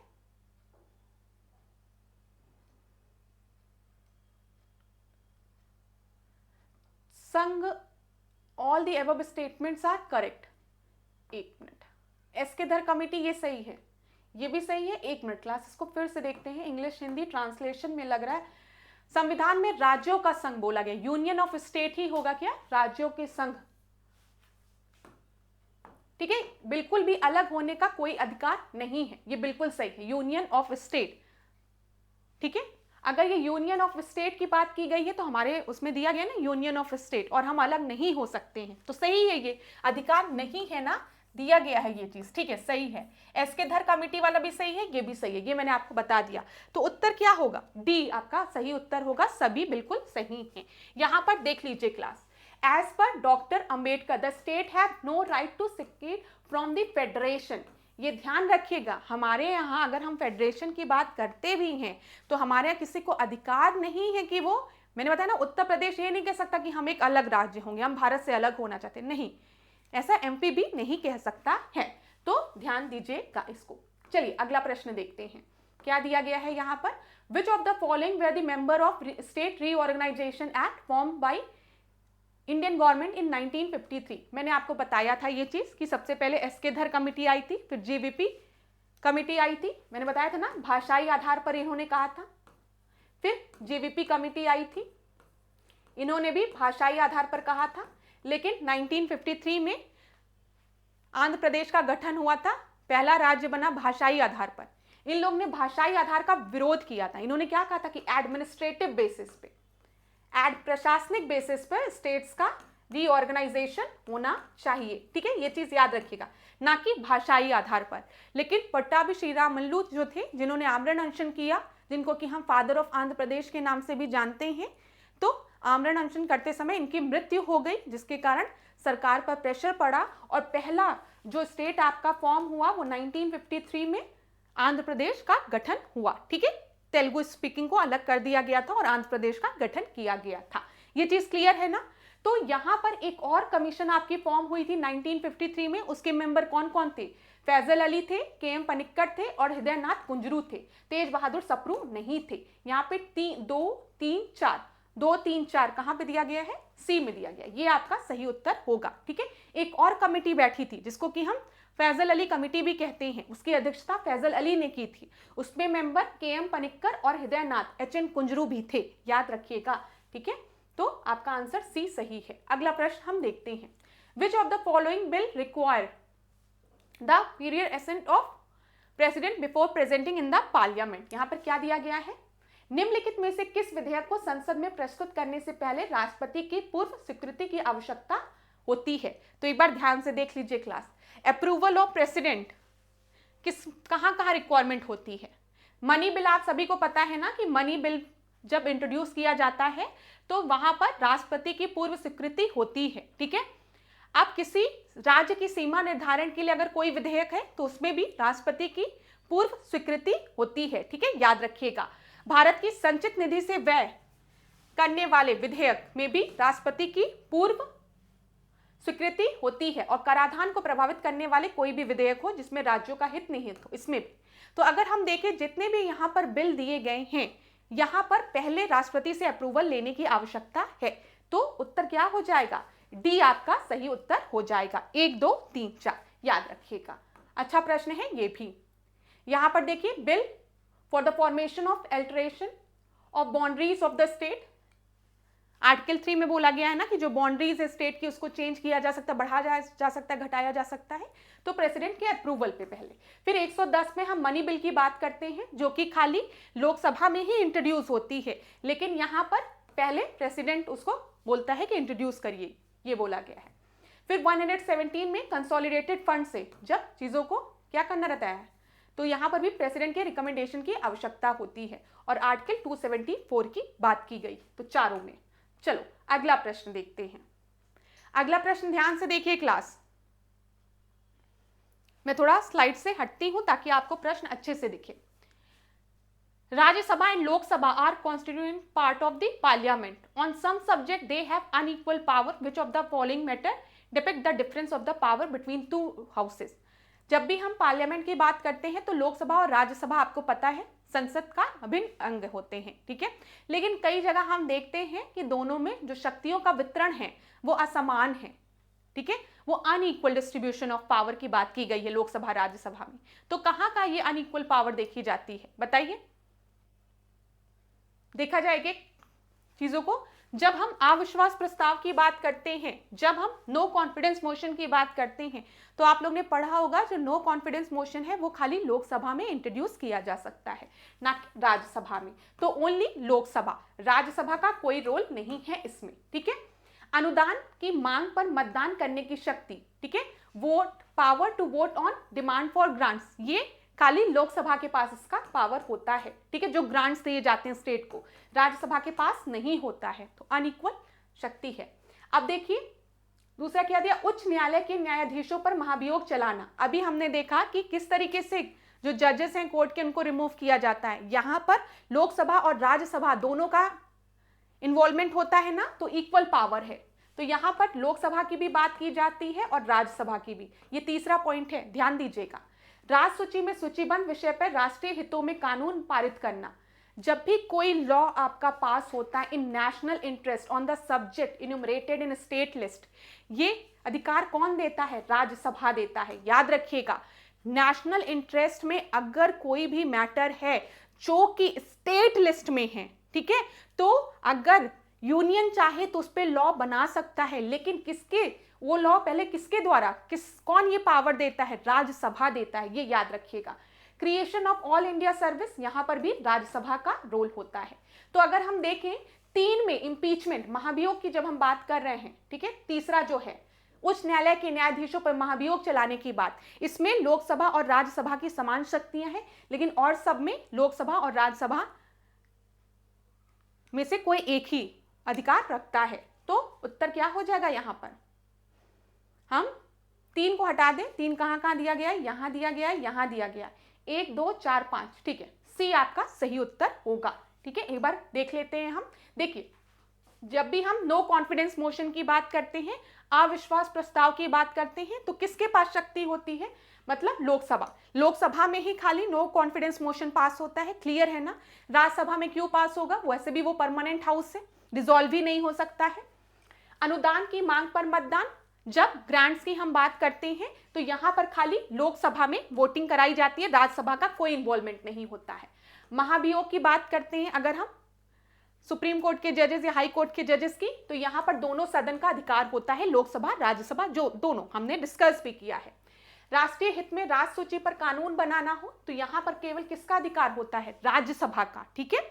और अखिल भारतीय सेवाओं का निर्माण की बात करें तो यहाँ पर भी केवल किसका अधिकार होता है, राज्यसभा का। तो परीक्षा में अगर आपसे इस तरीके से भी प्रश्न बन सकता है, कौन से ऐसे दो जगह हैं, प्रोविजंस हैं, जहां पर जो राज्यसभा है उसके पास ज्यादा शक्तियां हैं, तो याद रखिएगा अखिल भारतीय सेवाओं के निर्माण में विशेष अधिकार किसका होता है, राज्यसभा का होता है। और राष्ट्रीय हित में राज्य सूची पर कानून बनाने की जब बात हो तो यहां पर भी राज्यसभा को विशेष अधिकार दिया गया है।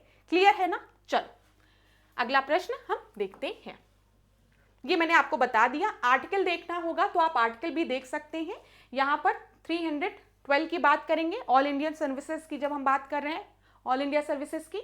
और यहां पर 249 की जब हम बात कर रहे हैं तो क्या है, passing of law in national interest on subject in state list. Article क्या है, 249 है। चलो अगला प्रश्न, speaker can ask a member of the house to stop speaking and let another member speak. This phenomena is known as, मैं हिंदी में बता दूं, जैसे कोई बोल रहा है, ठीक है, हाउस में, तो स्पीकर कह सकता है ना कि अब रुक जाइए, आप जाइए, दूसरे को बोलने का मौका दीजिए। तो यही बोला गया है, तो इसको यील्डिंग द फ्लोर कहते हैं। ये अगर आपको दिया जाएगा तो हिंदी में भी इसी तरीके से दिया जाएगा, यील्डिंग द फ्लोर। क्या दिया गया है, speaker can ask a member of the house to stop speaking, अब आप चुप रहिए और दूसरे मेंबर्स को बोलने का मौका दीजिए। तो इसके लिए कौन सा टर्म यूज किया जाता है, यील्डिंग द फ्लोर। याद रखिएगा, डी आपका सही उत्तर है, ठीक है। अगला प्रश्न देखते हैं। अच्छा, क्लास कमेंट बॉक्स में बताइएगा क्लास कैसी लगी, बहुत दिनों बाद क्लास लिया जा रहा है तो क्लास में अच्छे क्वेश्चंस भी हैं आज के, पॉलिटी से रिलेटेड बहुत ही अच्छे प्रश्न हैं, एक बार देखिएगा जरूर उनको, ठीक है। यहां पर देखिए, विच of the following is associated with physical policy की बात की गई है। फिजिकल पॉलिसी से रिलेटेड क्या है, मैंने आपको बताया था, हम मौद्रिक नीति की बात करते हैं तो हम मॉनेटरी पॉलिसी की बात करते हैं। और मौद्रिक नीति में किसका रोल रहता है, सेंट्रल बैंक का, मतलब आरबीआई का रोल रहेगा। और जब हम फिजिकल पॉलिसी की बात करेंगे तो यहां पर किसका रोल रहेगा, गवर्नमेंट का रोल रहेगा। सरकार हमसे क्या लेती है, सरकार हमसे टैक्सेस लेती है। मनी सप्लाई कौन रेगुलेट करता है, आरबीआई ना। इन्फ्लेशन कौन कंट्रोल करता है, अगर हम देखें तो हम लोग मौद्रिक नीति में हम लोग ने डिस्कस किया था ना कि पॉलिसी रेट को घटाकर बढ़ाकर, यहां पर जो सबसे बड़ा आपका दिया गया है फिजिकल पॉलिसी से रिलेटेड वो टैक्सेशन है। फिजिकल पॉलिसी में गवर्नमेंट का रोल आता है ना, सरकार का, और सरकार हमसे टैक्स लेती है। उत्तर क्या हो जाएगा, बी आपका सही उत्तर हो जाएगा। चलो अगला प्रश्न देखते हैं। समुदायों का पूर्ण क्रम जो क्रमशः एक निश्चित स्थान पर बदलता है क्या कहलाता है। यह परीक्षा में पूछा गया प्रश्न है। Complete sequence of communities which changes sequentially at a certain place, उसको हम क्या कहते हैं, इकोलॉजिकल सक्सेशन कहते हैं, या फिर सीयर कहते हैं, समुदाय गतिकी कहते हैं, या फिर जैव भार का पिरामिड कहते हैं। तो ए बी सी डी में से आपका सही उत्तर क्या हो जाएगा। यहाँ पर जो सही उत्तर है वो है बी, उसको सीयर कहते हैं। देखिए क्लास, यहाँ पर आपसे क्या बोला गया है, कंप्लीट सीक्वेंस ऑफ कम्युनिटीज की बात की गई है जो कि एक सर्टेन प्लेस में आपके बदल जाते हैं। तो इस कंप्लीट सीक्वेंस ऑफ कम्युनिटी को हम क्या कहते हैं, ठीक है, जो चेंज होता है एक उस पे, उसको हम सीयर कहते हैं। एक टर्म होता है इकोलॉजिकल पिरामिड जिसको पारिस्थितिक अनुक्रम कहते हैं। ये मैंने आपसे पहले भी डिस्कस किया है। पारिस्थितिक अनुक्रम मेनली दो तरीके के होते हैं, एक प्राथमिक एक द्वितीयक। जब प्राइमरी सक्सेशन की बात होती है, ठीक है, प्राथमिक अनुक्रमण की बात होती है तो ध्यान दीजिएगा यहाँ पर, तो यहाँ पर हम स्टार्ट करते हैं बेयर रॉक से, ऐसी जगह जहां पर कुछ भी नहीं था, पहले कुछ भी नहीं था, बड़े बड़े पत्थर थे, पथरीली जमीन थी। समय जैसे जैसे बढ़ता गया ये पथरीली जमीन आपके छोटे छोटे कण में टूटी, फिर मिट्टी फॉर्म हुई तो लाइकेन्स आए, स्मॉल छोटे छोटे पेड़ लगना शुरू हुए, फिर इन छोटे छोटे पेड़ों को बड़े बड़े पेड़ों ने रिप्लेस किया। यहाँ पर आप क्या देख रहे हैं, छोटे छोटे पेड़ों को बड़े बड़े प्लांट्स ने रिप्लेस किया, बड़े बड़े प्लांट्स को ट्रीज ने रिप्लेस किया, और एक ऐसा समय आया कि पूरा फॉरेस्ट डेवलप हो गया। ये क्लाइमेक्स कम्युनिटी है। ध्यान दीजिएगा क्लास, मैंने आपसे क्या बोला है, पथरीली जमीन थी, कुछ नहीं था, कहीं से मिट्टी विट्टी बनी, मॉइस्चर आया, लाइकेंस फॉर्म हुए, ठीक है। लेकिन फिर यहाँ पर छोटे छोटे प्लांट्स आपके उगे, छोटे छोटे प्लांट्स को बड़े बड़े प्लांट्स ने रिप्लेस किया, बड़े बड़े प्लांट्स को ट्रीज ने रिप्लेस किया, और इन ट्रीज को पूरे फॉरेस्ट ने रिप्लेस कर दिया। सेम पोर्शन ऑफ जमीन है, समय के साथ उस जमीन में हम बदलाव देख रहे हैं। छोटे पेड़ थे, बड़े पेड़ आए, छोटे ट्रीज थे, ठीक है, बड़े बड़े पूरे क्लाइमेक्स कम्युनिटी, बड़े बड़े पेड़ आ गए वहां पर।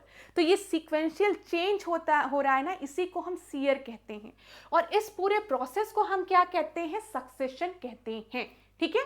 तो ये प्राइमरी सक्सेशन है। क्यों प्राइमरी सक्सेशन है, क्योंकि यहां पर पथरीली जमीन थी, इसके पहले कुछ भी नहीं था।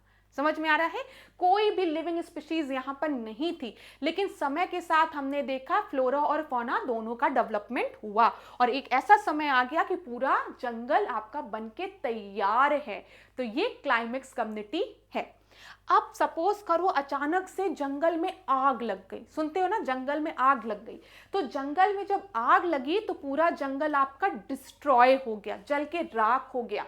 अब धीमे धीमे धीमे धीमे क्या होगा, जैसे समय आगे बढ़ेगा, जो कुछ थोड़े बहुत बीज बचे रहेंगे, थोड़े छोटे छोटे प्लांट्स बचे रहेंगे आग से, तो वो अब फिर डेवलप होने लगेंगे। पहले प्लांट्स निकलेंगे, ट्रीज निकलेंगे, और फिर पूरा फॉरेस्ट आपका बनकर तैयार हो जाएगा। ये आपका द्वितीय अनुक्रमण है, सेकेंडरी सक्सेशन है। यहां पर आपने देखा किन्हीं कारणों से जो क्लाइमेक्स कम्युनिटी थी वो आपकी जल के राख हो गई थी, ठीक है। मतलब पहले वहां पे फ्लोरा फौना था, वो बेयर लैंड नहीं थी, ठीक है, एक पथरीली जमीन नहीं थी, लेकिन कुछ नेचुरल डिजास्टर से या फिर एंथ्रोपोजेनिक कॉज से यहाँ पर आग लग गई या कुछ भी हो गया और पूरा जंगल राख हो गया। उसके बाद समय धीमे धीमे बीतता गया और आज फिर वहां पर आपका एक मैच्योर कम्युनिटी आ गई है, क्लाइमेक्स कम्युनिटी आ गई है। तो इसको हम सेकेंडरी सक्सेशन कहते हैं। बस याद रखिएगा, जो प्राथमिक सक्सेशन होता है वो हमेशा एक बेयर लैंड से स्टार्ट होता है, जहां पर बिल्कुल भी जीवन नहीं था, और जैसे जैसे समय बीतता गया जीवन वहां पर आ गया, ठीक है। लेकिन सेकेंडरी सक्सेशन में ये आपका बेयर लैंड से नहीं, यहां पर जीवन था, लेकिन किन्हीं कारणों से, लैंडस्लाइड के वजह से या फिर अर्थक्वेक के वजह से, सुनामी के वजह से डिस्ट्रॉय हो गया था। लेकिन फिर एक समय बाद, कुछ सालों बाद, ये फिर से उसी फॉर्म में आ गया। ये याद रखिएगा। चलो, और आपको मैंने बता दिया है समुदायों का पूर्ण क्रम, जो क्रमशः एक निश्चित स्थान पर बदल रहा हो। हम देख रहे हैं ना, एक निश्चित स्थान की बात कर रहे हैं हम, एक ही जगह की। वहां पे पहले बेयर लैंड था, फिर छोटे छोटे पौधे निकले, फिर बड़े पेड़ निकले, और आज पूरा एकदम फॉरेस्ट डेवलप हो गया। तो ये सीक्वेंशियल चेंज हम देख रहे हैं, इसी को हम क्या कहते हैं, सीयर कहते हैं, ठीक है क्लास। चलो आगे देखो, यहाँ पर चोल प्रशासन में, ठीक है, गांव की रक्षा के लिए लिया जाने वाला कर निम्नलिखित में से क्या कहलाता है। तो बताइए, गांव की रक्षा के लिए जो कर लिया जाता था चोला एडमिनिस्ट्रेशन में, ठीक है, उसको हम क्या कहते थे, कदमै कहते थे, कदमाई कहते थे, मैनियरे कहते थे, या फिर पड़ी कावल कहते थे। तो यहाँ पर आपका सही उत्तर क्या है, ABCD में से डी आपका सही उत्तर है, ठीक है, पड़ी कावल उसको कहा जाता था, डी सही उत्तर है। यहाँ पर देख लीजिए, चोल प्रशासन में गांव की रक्षा के लिए लिए जाने वाला जो चौकीदारी कर होता था उसे हम पड़ी कावल कहते थे। कदमाई एक प्रकार का लगान कर था, ठीक है, कदमे सुपारी बागवानों से प्राप्त कर था, और मैनियरे की बात करेंगे तो ये भवन कर था, ठीक है, हाउस टैक्स था। याद रखिएगा, स्क्रीनशॉट लेना है तो आप ले सकते हैं। अगला प्रश्न देखते हैं, ध्यान दीजिए क्लास, क्या दिया गया है। मौर्य प्रशासन में प्रांतों का विभाजन आहार में हुआ था। मौर्य काल में विभागों के प्रमुख को तीर्थ कहा जाता था। तो यहां पर आपका सही उत्तर क्या होगा, एजर्शन रीजन बेस्ड प्रश्न है ये। यहां पर ध्यान दीजिएगा कि मौर्य एडमिनिस्ट्रेशन में जो प्रोविंस थे वो आहार में नहीं डिवाइडेड थे, ये आपका गलत है, अभी मैं आपको एक्सप्लेन करती हूं। लेकिन दूसरा जो दिया गया है कि मौर्य पीरियड में जो हेड ऑफ डिपार्टमेंट थे उनको हम तीर्थ कहते थे, ये बिल्कुल सही है, ठीक है, ध्यान दीजिएगा। यहां पर अब देखिए, डी जो है वो आपका सही उत्तर है, क्योंकि पहला आपका गलत था और दूसरा आपका सही था। मौर्य प्रशासन में अगर हम देखेंगे ध्यान से तो प्रांतों का विभाजन, ध्यान दीजिएगा क्लास, प्रांतों का विभाजन मंडल में हुआ था। यहाँ पे नहीं दिख रहा होगा, अभी क्लियरली दिख रहा होगा ना, यहाँ पर ध्यान दीजिए। प्रांतों का जो विभाजन हुआ था वो किसमें, मंडल में हुआ करता था, और मंडल के जो अध्यक्ष होते थे, ठीक है, जिनके प्रांतों के जो प्रमुख होते थे उनको हम प्रदेशिका कहते थे, ये याद रखिएगा। अर्थशास्त्र में अगर हम देखें तो प्रतिष्ठा टर्म इनके लिए यूज किया गया है, और मंडल का विभाजन जो था वो आहार में हुआ था, ये याद रखिएगा। प्रांतों की बात अगर हम करेंगे, ठीक है, प्रांतों की, तो प्रांतों का विभाजन किस में हुआ था, मंडल में हुआ था, मंडल में, ठीक है, मंडल में। और मंडलों का जो विभाजन था वो किस में हुआ था, आहार में हुआ था, जिसका जो आपका प्रमुख होता था उसको क्या कहा जाता था, आहार का प्रमुख, आहार पति कहा जाता था उसे। ये चीज क्लियर हो गई ना। तो पहला वाला ऑप्शन क्यों गलत था, यहां पर आपको दिया गया था मौर्य प्रशासन में प्रांतों का विभाजन आहार में नहीं, प्रांतों का विभाजन किसमें हुआ था, मंडल में, और मंडलों का विभाजन आहार में। आहार का जो प्रमुख होता था उसको हम क्या कहते थे, उसको हम कहते थे आहार पति, और मौर्य काल में विभागों के प्रमुख को हम तीर्थ कहते थे। ये बिल्कुल सही है। चलो आगे बढ़ते हैं अगले प्रश्न पे। यहां पर आप स्क्रीनशॉट लेना चाहें तो आप ले सकते हैं, ऐसे भी प्रश्न आपके परीक्षा में पूछे गए हैं, ले लीजिए क्लास। यहां पे पौतवा अध्यक्ष पूछा गया है, मौतौल का अध्यक्ष जो होता था, अकरा अध्यक्ष पूछा गया है जो कि खान विभाग का अध्यक्ष होता था, सीता अध्यक्ष पूछा गया है, राजकीय कृषि विभाग का जो अध्यक्ष होता था। इसका स्क्रीनशॉट ले लीजिए। अक्षपटला अध्यक्ष की अगर हम बात करेंगे, महालेखाकार होता था ये। यहां से आपकी परीक्षा में प्रश्न बने हैं तो इसीलिए मैं आपसे कह रही हूं, स्क्रीनशॉट ले लीजिए, फिर आने वाली क्लासेस में हम प्रश्नों को डिस्कस कर लेंगे। ठीक है, आगे बढ़ते हैं अगले प्रश्न पे। अगला प्रश्न देखिए क्या दिया गया है, निम्नलिखित में से कौन सा सूफी संत चिश्तिया सिलसिले से संबंधित नहीं है। तो यहां पर आपको बहाउद्दीन जकारिया दिया है, हमीउद्दीन नगौरी दिया है, बख्तियार काकी दिया है और अलाउद्दीन साबिर दिया है। तो ए बी सी डी में से आपका सही उत्तर क्या होगा, बोला गया है कौन सा सूफी संत चिश्तिया सिलसिले से नहीं संबंधित था। ठीक है, तो बताइए ए बी सी डी में से जो आपका सही उत्तर है वो है ए। यहां पर ध्यान दीजिएगा, ध्यान दीजिए क्लास, जब हम बहाउद्दीन जकारिया की बात करते हैं, यहां पर देख लीजिए बहाउद्दीन जकारिया का जो संबंध है ना, दिख रहा है ना क्लास आपको, बहाउद्दीन जकारिया का जो संबंध है वो सुहावर्दी सिलसिले से था, ठीक है, ना कि चिश्तिया सिलसिले से था। तो यहां पर ए आपका सही उत्तर है। चिश्ती सिलसिला की अगर हम बात करेंगे तो इसके संस्थापक कौन थे, तो अब्बू अब्दाल चिश्ती थे, ये भी याद रखिएगा। कभी कभी ऐसे प्रश्न पूछ लिए जाते हैं और डिफिकल्ट प्रश्न भी होते हैं, याद नहीं आता है परीक्षा में। चलो अगला प्रश्न देखते हैं, क्रोनोलॉजिकल ऑर्डर में लगाना है। चंपारण सत्याग्रह, पाबना विद्रोह, तहबागा आंदोलन, अवध किसान सभा की स्थापना। तो बताइए अगर हम देखें पाबना सत्याग्रह कब हुआ है, बताओ क्लास। 1873 का समय है, 1873 से 76 का समय है। चंपारण सत्याग्रह तो आप सभी को पता होगा 1917 का समय है। ठीक है, तहबागा सत्याग्रह की हम बात करेंगे तो ये आपका कब का समय है, 1946 का समय है ये। ठीक है, और ये अवध किसान सभा की बात करेंगे तो 1920। तो सबसे पहले तो आपको यहाँ पर पाबना सत्याग्रह दिखेगा, तो दो जगह दिया गया है। उसके बाद कौन सा होगा, पाबना सत्याग्रह के बाद चंपारण सत्याग्रह, तो एक हो जाएगा। फिर 1920 में अवध किसान सभा और लास्ट में तहबागा। सी आपका सही उत्तर है।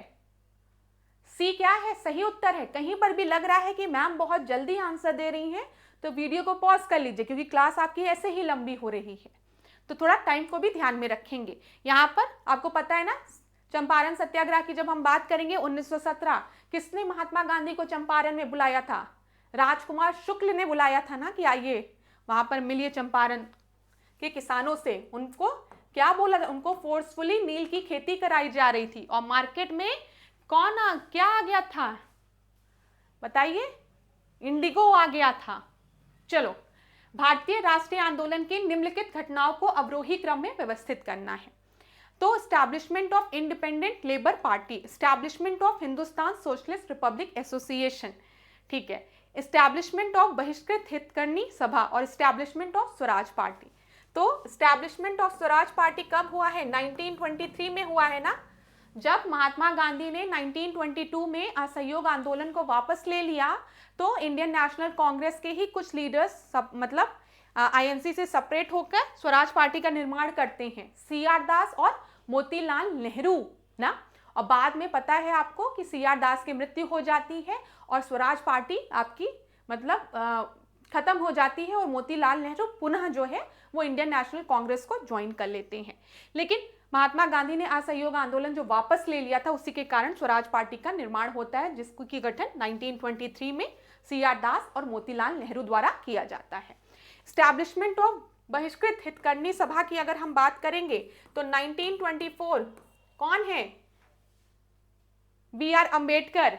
Establishment of Hindustan socialist republic association की अगर हम बात करेंगे तो 1928 ना, आपको पता है ना 1924 में हिंदुस्तान रिपब्लिक आर्मी का गठन हुआ था, हिंदुस्तान रिपब्लिक एसोसिएशन का गठन हम कहें। बाद में इसमें हिंदुस्तान सोशलिस्ट रिपब्लिक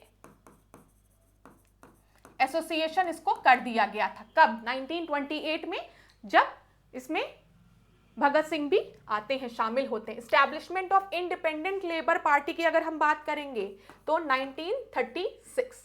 अब इसको क्रोनोलॉजिकल ऑर्डर में लगाओ। सबसे पहले तो स्टैब्लिशमेंट ऑफ स्वराज पार्टी, जिसका की गठन सीआर दास और मोतीलाल नेहरू द्वारा किया गया था, 4 हो गया।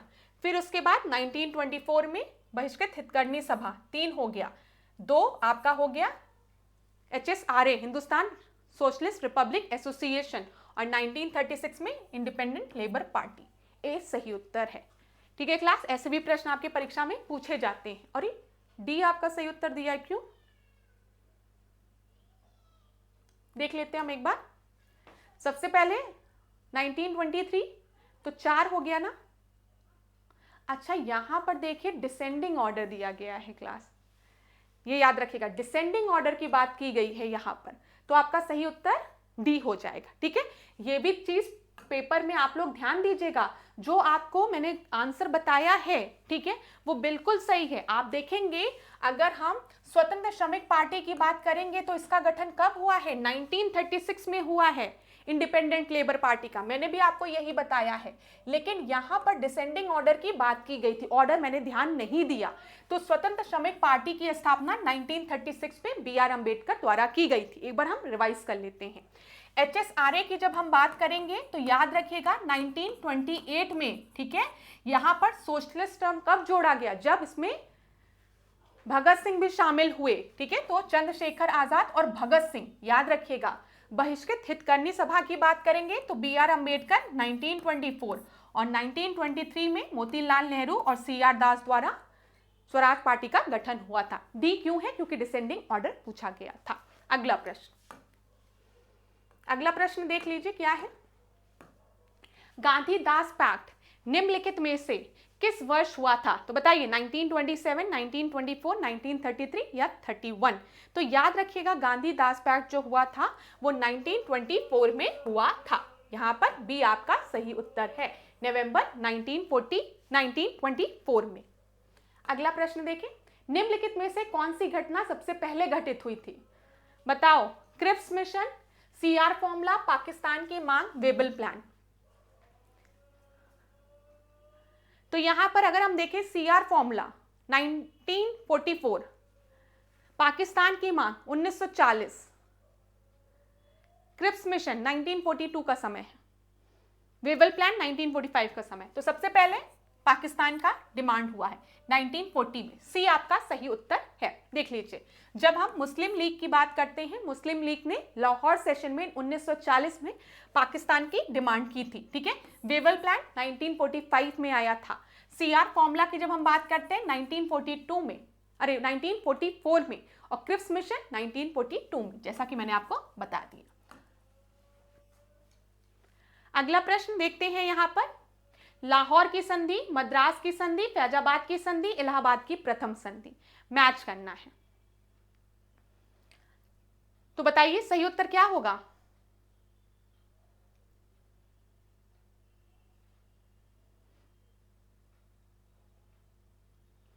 अगर हम देखें यहां पर इलाहाबाद की संधि कब हुई थी क्लास? 1775 में प्रथम संधि की बात की गई है। देखिए लाहौर की संधि जो है वो 1846 में हुई थी, मद्रास की संधि 1769 में, फैजाबाद की संधि आपका 1765 में, ठीक है, और फर्स्ट ट्रीटी ऑफ इलाहाबाद 1775 में। तो डी आपका सही उत्तर है, ठीक है, डी सही उत्तर है, यहां पर ध्यान दीजिएगा। फैजाबाद की संधि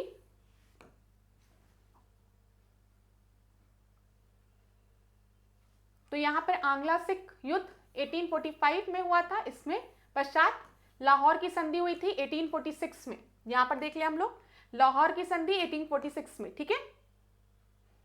फिर उसके बाद हम देखें मद्रास की संधि हैदर अली और अंग्रेजों के बीच में हुई थी 1769 में। यहां देख लीजिए 1769 में। अब फर्स्ट ट्रीटी ऑफ इलाहाबाद जो हुआ है वो आपका कब हुआ है? फैजाबाद की संधि जो है वो 1775 में हुई है और अवध और नवाब के मध्य हुई है।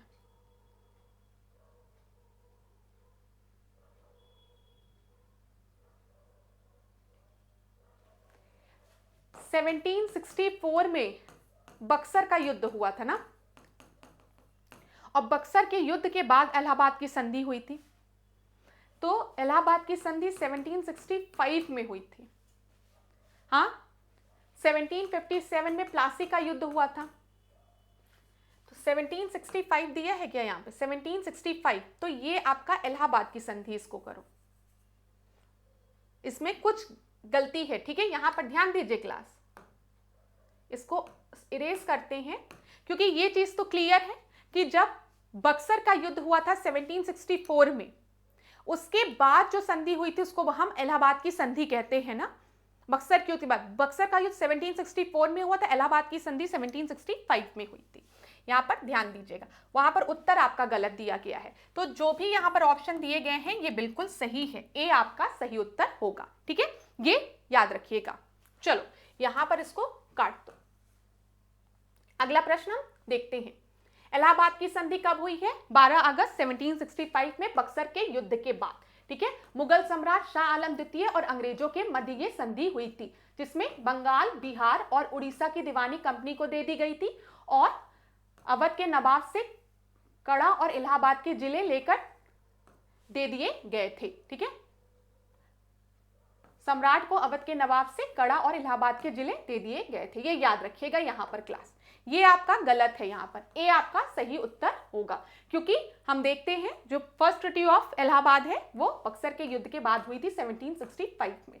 अगला प्रश्न देखिए, यहां पर नौकरियों और श्रमिकों के कौशल के बीच में असंतुलन के कारण उत्पन्न होने वाली बेरोजगारी को हम क्या कहते हैं? कि जो अनएम्प्लॉयमेंट आपकी होती है due to imbalance between the job and the skill of a worker is called which of the following? उसको हम किस तरीके की बेरोजगारी कहते हैं? उसको हम संरचनात्मक बेरोजगारी कहते हैं। ए आपका सही उत्तर है। जब हम देखते हैं नौकरियों और श्रमिकों के कौशल के बीच में एक असंतुलन के कारण जो बेरोजगारी उत्पन्न होती है उसको संरचनात्मक बेरोजगारी कहा जाता है। ए आपका सही उत्तर है, ठीक है क्लास। अच्छा, एक और प्रश्न है, पारिस्थितिक तंत्र के जैविक घटकों में कौन उत्पादक घटक है? क्या बोला गया है? Which one of the following is producer component? तो ये तो आपको पता ही होगा, आज की क्लास का सबसे आसान है। जैविक घटक की बात की गई है, ठीक है, और जैविक घटक में आपसे पूछा गया उत्पादक कौन है? तो उत्पादक आपके मुख्यतः हरे पौधे ही होते हैं जो कि प्रकाश संश्लेषण के माध्यम से अपने भोजन का निर्माण करते हैं। तो डी आपका सही उत्तर है। अभी एक और प्रश्न बचा हुआ है, चलिए ये भी प्रश्न देख लीजिए। रोग और कारण की बात यहां पर की गई है। यहां पर क्वाशियोकोर की बात की गई है, वसा की कमी से नहीं, ये प्रोटीन डेफिशिएंसी के वजह से होता है, ठीक है। फिर उसके बाद हम देखें एथेरोस्क्लेरोसिस प्रोटीन की कमी से? नहीं।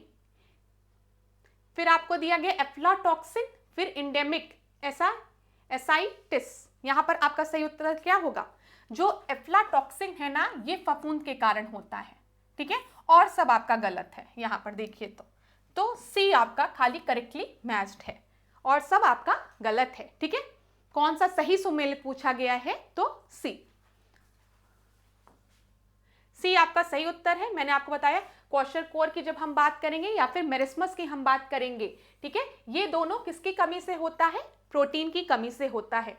क्वोशरकोर की बात करेंगे तो ये रोग जो है वो बच्चों में मुख्यतः होता है प्रोटीन की कमी की वजह से। मेरिस्मस रोग की बात करेंगे तो भोजन में जब प्रोटीन की कमी होती है, कैलोरी की कमी होती है, तो उसके कारण मेरिस्मस रोग होता है। परीक्षा में कई बार पूछा गया है ये प्रश्न, याद रखिएगा। एक और प्रश्न है, निम्नलिखित में से किस गैस की वायुमंडल में सूक्ष्म मात्रा बढ़ने से लाइकेन की वृद्धि पर दुष्प्रभाव पड़ता है? तो बताइए किसकी? Carbon dioxide, sulphur dioxide, nitrous oxide या फिर मीथेन? तो दुष्प्रभाव पड़ता है। कई बार परीक्षा में पूछा जाता है ना कि एयर पॉल्यूशन का संकेत की है, एयर पॉल्यूशन है, हम किस पर देख सकते हैं? तो लाइकेन पे, और लाइकेन पे सबसे ज्यादा दुष्प्रभाव जो है वो सल्फर डाइऑक्साइड के वजह से पड़ता है। बी आपका सही उत्तर है यहां पर, ठीक है क्लास। एक और प्रश्न है, निम्नलिखित में से किस विटामिन का संश्लेषण जो है वो आंत द्वारा किया जाता है? तो बताइए B5, B6, B3 या फिर B12? यहां पर याद रखिएगा जब भी हम आंत की बात करेंगे तो आंत द्वारा B6 का जो है वो आपका संश्लेषण किया जा सकता है। तो B6, बी आपका सही उत्तर है। यहां पर अलग अलग विटामिन के नाम दिए गए हैं, विटामिन से रिलेटेड प्रश्न हम आगे की क्लास में डिस्कस करेंगे, बिल्कुल परेशान मत होइएगा। ये हम लोग डिस्कस करेंगे। अगर आपको स्क्रीनशॉट लेना है तो आप स्क्रीनशॉट ले लीजिए क्लास, क्योंकि ये एक ऐसा टॉपिक है जो कि परीक्षा में देखा जाता है कि रिपीट होता जाता है। चलो अगला प्रश्न देखते हैं, अगर होगा तो। नहीं तो thank you so much class. अब आज के सेशन को यहीं पे एंड करेंगे। क्लास थोड़ी सी लंबी हो गई है, लेकिन ठीक है, आप लोग 2 पार्ट में इसको देख लीजिएगा, लेकिन कंप्लीट क्लास को एक बार जरूर देखिएगा, ठीक है। अब एग्जाम जैसे जैसे पास आएगा क्लास में नंबर ऑफ क्वेश्चंस को और बढ़ाए जाएंगे, लेकिन पॉलिटी का जो सेक्शन आज मैंने डिस्कस किया है ना वो बहुत ही इंपॉर्टेंट है। उसको तो ध्यानपूर्वक पढ़ लीजिएगा और उसको नोट डाउन भी कर लीजिएगा जो भी इंपॉर्टेंट पॉइंट्स हैं, क्योंकि वहां से आपकी परीक्षा में प्रश्न बन सकते हैं। बाद के कुछ क्वेश्चंस थे वो बहुत इजी क्वेश्चंस थे मैं कहूँगी, जिसमें कि ज़्यादा समय देने की आवश्यकता नहीं थी। लेकिन अब आने वाले क्लासेस में हम और डिफिकल्ट क्वेश्चंस को लेके आएंगे, इसलिए ताकि आपकी अच्छे से अच्छे प्रैक्टिस हो सके ना। हमारा अभी इन मॉक टेस्ट में स्कोर करना इतना ज़रूरी नहीं है जितना प्रैक्टिस ज़रूरी है। जो हमारे वीक पॉइंट्स हैं, जो लैक जहाँ पर हम जिस सब्जेक्ट में कर रहे हैं उसको समझना आवश्यक है। तो आप में से किसी भी स्टूडेंट को किसी स्पेसिफिक सब्जेक्ट में अगर डाउट होता है तो आप मुझे कमेंट बॉक्स में बता सकते हैं। ध्यान दीजिए क्लास, मॉक टेस्ट आप लोग क्यों दे रहे हैं? मॉक टेस्ट आप लोग इसीलिए दे रहे हैं क्योंकि आपको पता होना चाहिए कौन सा सब्जेक्ट आपका वीक है, ठीक है। तो उस सब्जेक्ट में जो भी टॉपिक है आपको नहीं समझ में आता है तो आप मुझे कमेंट बॉक्स में बता सकते हैं। आप में से कई स्टूडेंट ने इकोनॉमी की बात की थी तो वो मैंने वेरियस लेक्चर्स में कवर किया। मेन जो जहां से क्वेश्चंस बनते हैं उन टॉपिक्स को कवर किया गया है, ठीक है, क्योंकि पूरा सब्जेक्ट नहीं पढ़ा जा सकता है, लेकिन उन टॉपिक्स को कवर कर सकते हैं जो कि आपकी परीक्षा के लिए महत्वपूर्ण है, वो मैंने किया भी है। तो अगर आप में से कोई स्टूडेंट ऐसा है जिसने कि पहले के लेक्चर्स नहीं देखे हैं तो एक बार उसको भी आप गो थ्रू जरूर कर लीजिए, स्पीड को बढ़ा के लेक्चर को एक बार गो थ्रू कर लीजिए ताकि एक बार रिवीजन अच्छे से हो सके और जो भी इंपॉर्टेंट पॉइंट्स हैं उसको नोट डाउन कर लीजिएगा। अब चलिए आज के सेशन को यहीं पे एंड करेंगे, नेक्स्ट क्लास में मिलेंगे आपसे। और खूब पढ़िए, खूब आगे बढ़िए। कोई भी परेशानी हो तो ज़रूर बताइएगा, आशा करती हूँ आप लोग पढ़ भी रहे होंगे। और लास्ट में फिर एक ही बात कहूँगी, अपने पे विश्वास रखिएगा। सबसे ज़रूरी है खुद पर विश्वास रखना, वो बहुत ही ज़रूरी है, क्योंकि जब तक आत्मविश्वास नहीं होगा आपको सफलता नहीं मिलेगी, ठीक है। तो अपने परिश्रम करना है आपको, लेकिन अपने पे विश्वास भी रखना है, ईश्वर पे विश्वास रखना है, माता पिता के आशीर्वाद पर, जो भी आपके शुभ चिंतक हैं उनके आशीर्वाद पर विश्वास रखिए। सब अच्छा होगा, सब बहुत अच्छा होगा। इसी के साथ आज की क्लास को एंड करती हूँ। अपने स्वास्थ्य का ध्यान दीजिएगा और खूब पढ़िएगा, खूब आगे बढ़िएगा। Thank you class. इसी तरीके से मेरे साथ ऐश्वर्या सिंह के साथ डिकोड एग्जाम के साथ बने रहिए। आपका दिन खूब मंगलमय हो।